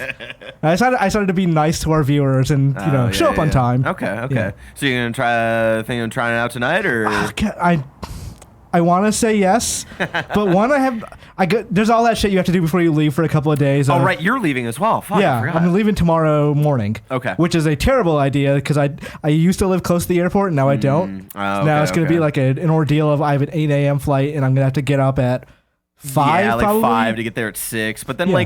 you're getting up early enough where you're not gonna have to deal with traffic or anything, so that won't be too bad. Yeah, I think I'm just going to take a bus and take Bart down and just do that. But it's like, okay, well, shower, blah, blah, blah, all this stuff. And then, I have pre-check, so that shouldn't be fast. But the long story short is I still need to, take out the trash, make sure there's nothing sitting around in my apartment that... Do the chores, make sure the house doesn't catch on fire while you're gone, Yeah. stuff like that. Like, I'd also like to, when I come back, to not come back to a messy apartment, but who knows how that's actually going to come down. But maybe I'll play Control for 5 minutes tonight, and then I'll be thinking about it for the next 5 days. Yeah. Yeah, do it. like I said on last week's Gamescast, I played an hour, but I played it really late in the night. And I was like, this is too spoopy for me, so I need to wait to play this during the safe hours. So I haven't had a weekend yet where I can sit down and play it during the day. I love it when it's actually just too spooky, and I can just jump in and be like, okay, this is just gonna take my focus for the next 3 hours. Yeah, I can't do that. It just I already have so much stress and anxiety that if I'm doing that shit at night, it stresses me out too much. So I'm like, nah, I need to take a break and watch some Suits or I don't know, 70s Yeah, show. unwind. Yeah. You still talking about Control or? Yeah. And Suits, the show, which is great. Well, sure. Yeah. But you think it's too spooky? Yeah. Oh. Just the vibe and the editing, what I was saying last week of almost the video editing, the weird cuts and shit. I'm like, oh Yeah. man, this is fucking freaky. And also the fucking floating It's- bodies and stuff, and you don't know if they're gonna turn into weird enemies. It and is whatnot. unsettling. I don't think it's scary, but it's weird. You'll hear you hear exactly. this chanting in the air eventually. And then I things take my headphones off, and then I hear that in my house. I'm like, oh fuck, Yeah. it's coming to get me. Yeah, it's pretty creepy vibe, but I didn't think it was scary. But yeah, I guess there's floating bodies everywhere. I guess I'm numb to it. Numb to floating bodies. All right, we got a couple of chat questions. Let's see. Where do we start? I think Panzer G2 at one. Gotta Yeah, sneeze. already All right, read one. aiming for Employee of the Month. Nice. I'm gonna get my run. picture up on the wall. Yep. Bless you, friend. I think it's Kebab's birthday, so Happy birthday, Kebab. Really? What's this? Yeah, it says Birthday kebabs. Yeah, that's Kebab's what it birthday. said. Can you wish him a happy birthday? Happy birthday, kebabs. Yeah, happy birthday. Thanks, Yaz, man. That's a phone case, yay or nay. I use a phone case. I used to work at a Best Buy like mobile thing. Like Oh. I always wear a phone. I've seen people not have a phone case, be like, I don't need one, and just walk out and drop it on the floor out there. I know. It stresses me out. It's like, well, what are you gonna? Well, we can't do anything about it. I have I don't have like the glass cover right now for my Yeah. phone because the one that I used to have like a couple of weeks ago like finally like cracked and was like making bubbles and stuff and I couldn't fix it. Yeah. But I've been going without that for the last couple of weeks and it's been stressing me out. Yeah, I don't have one on mine, and like at this point, I'm just living dangerously because I'm Yeah. like, whatever. You Live gotta life have a on the case. edge. Yeah. Mine's so beat up. Actually, that is a good question from Blackjack. Imran, what do you tend to like to play the most? Like, if you just, look back at the catalog. Because, like, for example, a lot of people assume I'm like, Destiny, FPS, it's the most played by far, and the types of games played. But actually, action, adventure, God of War, Zelda, Metroid Prime, and stuff like that are my types of games. For me, it's whatever the mood hits me. Like, sometimes I'm just in an action mood. Like, it's been hard to. I've wanted to finish Fire Emblem this past couple of weeks. I finally did end up doing it. It just, when you're kind of in a depressed mood, it's a little difficult to get invested in things like that. Yeah. So, Oh, like, yeah, so it's like, I just want to hit things. So I'm going to play, Sekiro for however many hours and get the platinum on that. Oh, yeah. I wonder if we're saving that for the next show, but it's the Yeah, post it's show, so you awful. can I'm talk about it. not recommending anyone get the Trying platinum on to that. plat Sekiro? I didn't beat it yet. I'm I'm one trophy away from it, and it's a grindy trophy. So I'm just, yeah. wow. But- who knew you were a god gamer? Look at this guy. Seriously, Sekiro's hard enough, let alone like getting the platinum. So It took a lot of save scumming too, because like the game wants you to beat it like 5 times. Like, no, I'm not doing that. I'm gonna play with the PS Plus cloud saves and yeah. get around that. You still have to beat bosses a bunch of times, but Oh, interesting. it's not that bad. But for me, I'll play anything. It just depends on context. I'm open to pretty much anything. I like JRPGs. Hopefully I'll have time for Dragon Quest 11 when it comes out next month. Ooh, yeah, I still want to download because is the demo still up on Switch? The demo's still up. It's 10 hours long, but it does transfer to the full game. Ooh, I should download that. This Try the weekend. demo. See, it's the worst part of the game from what I hear, but it's still like Interesting. Yeah, entertaining. I hear it's a better Ni no Kuni 2, and I really like Ni no Kuni 2, so... Yeah, I've heard nothing but praise for Dragon Quest 11. Yep. What's your feeling on PC gaming? I have a gaming PC for the past couple of years. I've not really used it that much because, like, Haha, yeah, you're on the right side! I have Let him finish. I have a nice 4K HDR TV. Sure. It's like, okay, well, I'm playing games on my monitor. It Yeah. kind of feels bad, but now I finally have a setup where I have like an HDMI cable going from my PC to my TV. So Yeah, that's what I'm going so to you play. can. Yeah, I'll be playing Control on that. Oh, smart. Yeah. yeah. Definitely, that makes a big difference. So that's cool. Yeah, it's the thing around the studio is I'm like one of the only PC players, and he plays some, but I get a lot of crap for it. Yeah, so. I know. Like we're trying to get Greg to play Division on PC. Yeah, is- he'll never do Yeah. it. I mean, you can't get him to play anything other than PlayStation unless it's exclusive to Xbox. Yes. And like, I get wanting to play on the TV, like you said. Yeah, I'll play Borderlands on my monitor with my keyboard and mouse because like that's the way I played the last 2 Borderlands games with friends, just playing like that way. And to me, it's a better way to aim. Yes. Yeah. Have you had a chance to play Borderlands 3 yet? Yes, I've done like at this point I played maybe like 7 hours of Borderlands 3. But you got a chance to feel it on the controller, and Yeah. what a difference, huh? I'm not a huge fan of it on the controller, honestly. Really? Yeah. It's so much better than it previously Yeah, it's was. great. It's modernized and smooth, in my I opinion. will not look down on anyone for it, but that's not the way I enjoy Borderlands is to like. Oh, yeah, I want mouse and keyboard. I want to constantly run around and like turn to the side and quickly take a pot shot at the guy and Yes. then like turn away. Totally. So you prefer mouse and keyboard? I for do that. for first-person shooters. It's weird because like third-person shooters, I actually prefer controllers.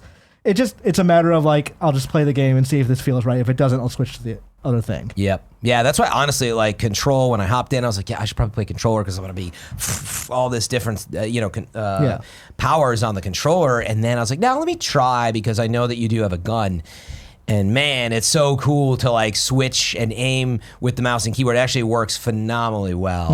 And being able to aim, it feels so good. It works fine on controller, but man, what a difference playing a third-person action game like that on mouse and keyboard. I love it. Yeah, it's like sometimes just the controllers you want to play are different from the ones that are mainstream. Like some people play. I have a friend who plays Street Fighter with the keyboard because they're just better that way. Like they can do the Hadouken motion's way mean, better. Like, it makes some sense, except for like I didn't even realize you could like do you gotta, yeah, I guess you gotta, like, meaning you don't have a joystick, though. Yeah. So instead of, like, the half circle, you literally, hit down arrow, right arrow, up arrow? Yeah, it's like I guess just like, fast. Yeah, just a quick move. I guess of your it's really fingers. not that hard. So, like, it makes it so he's It's actually not that hard, He I doesn't have guess. execution errors with, like, Yeah, it's... back, forward, because, like, that's a very quick thing you can just do. Sure. The irony being that the actual, on the old arcade machines, probably now even, it's like down arrow, right arrow, up arrow, or down arrow, right arrow. Like, that's all you have to do, but quickly. And then,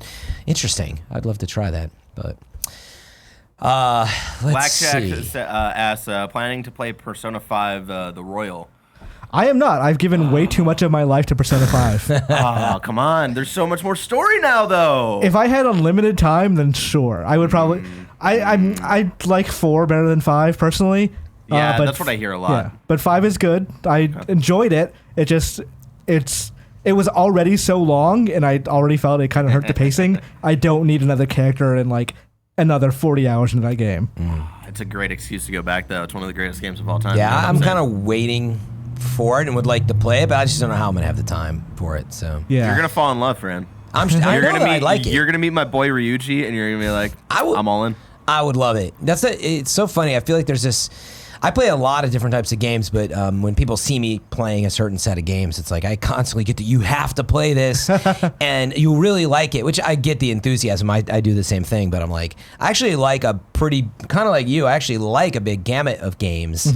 I might tend to play in a certain zone, but I would play so many games as long as they're good. Right. There's not nearly enough time in the day, especially when you get into games like Persona or even, I got to beat Sekiro. Like I'm on Genichiro. Do you remember who that is? Probably. Yeah. But that's like, I don't know, what, a third of the way through it? Or I have no idea. It's roughly the middle of the game, yeah. It is? Oh, good. I'm halfway through it. I didn't realize it. But it really takes the dedication and anyway, it's a lot of time. I just beat Resident Evil 2, which is actually kind of sad because it only took me, I guess I played it for 5 or 6 hours and then I just like didn't because I had to move on to other stuff, but it only took me like another 5-6 hours to beat. Yeah. I just finished I finished one path of 3 houses, which means that was like 60 hours. I was going to say, is it like 80 hours just for that? Jeez. So, man. like, the way the paths are set up is a little, not necessarily annoying, but frustrating, because they all have questions that another path answers.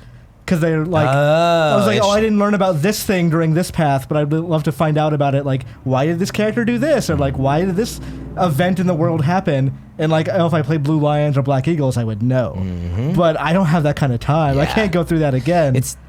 It's great they do that. There's so much replay value. Joey's in chat yelling at me, by the way, and says I have to play Persona 5. I'm telling you, I would. I would love it. You're right. I should. I just don't know when. I'll cancel packs. I'm loading my Switch up 4 packs. I'm like, I'm not going to have time to sit down and play things, but if I do, I have things to play. That's the nice part about PC game. I'm bringing my really nice gaming laptop with me. I mean, actually, I don't know how Control runs on it now that I'm thinking about it. Probably well enough, but I can play that on the road if I want to, which is a really bad idea. It's not, if I'm playing anything on the road, it should definitely not be that. It's nice that it's offline, though. Yeah. So I don't have to worry about it, but I do like to stream on the road sometimes, but it's very hard to get an upload speed. Yeah, So. It's hard to get an upload speed even like here, like in a home. Anywhere. Sometimes it's just like I have a very good ISP. There's occasional moments where it'll be like, all right, you have 80 upload, now it's down to like 5. Yep. Yeah. Like- I mean, that's what we were dealing with earlier today. Where it was like, in the middle of Harry Potter reviews, like, we finally did a test on this computer. It's like we had half a megabit upload. And it was like, yeah, we had some major internet issues before you got here, friend. By the way, probably your fault. Throw out there, if anybody's willing to log into my brother's Sekiro, he's apparently at the last boss and he hates his life. He's a huge Dark Souls fan, just wants to get a New Game Plus, and he's like, do you have anybody that could just beat it for me? I beat him a couple of times. Hit me up. Yeah, I mean, I don't know if you're actually interested in doing that, but if anyone is, he's like, he asks me all the time, like, I'm going to be able to find someone to just hop on and log in, but he's dying to do it. If you're interested, hit me up on Twitter, let me know. Yeah, it's one of the final boss is one of those things of like, you just need to know exactly how far every attack is going to go, and then be able to, when they do a thrusting attack, stop it. Oh, So really? like, that was pretty much the entire way I beat it, of like just running away from him, knowing he's going to stop right here with a dashing attack, hit him once, then wait for him to do a thrusting attack. Pro strats. Yeah, I can't wait to see it. I'm far away from that. Now, so. We probably have a little more time in the post show, right, Barrett? Yeah, it might be time to wrap up. Yeah? Yeah. All right, well, I guess We had a really long pre-show because you were late.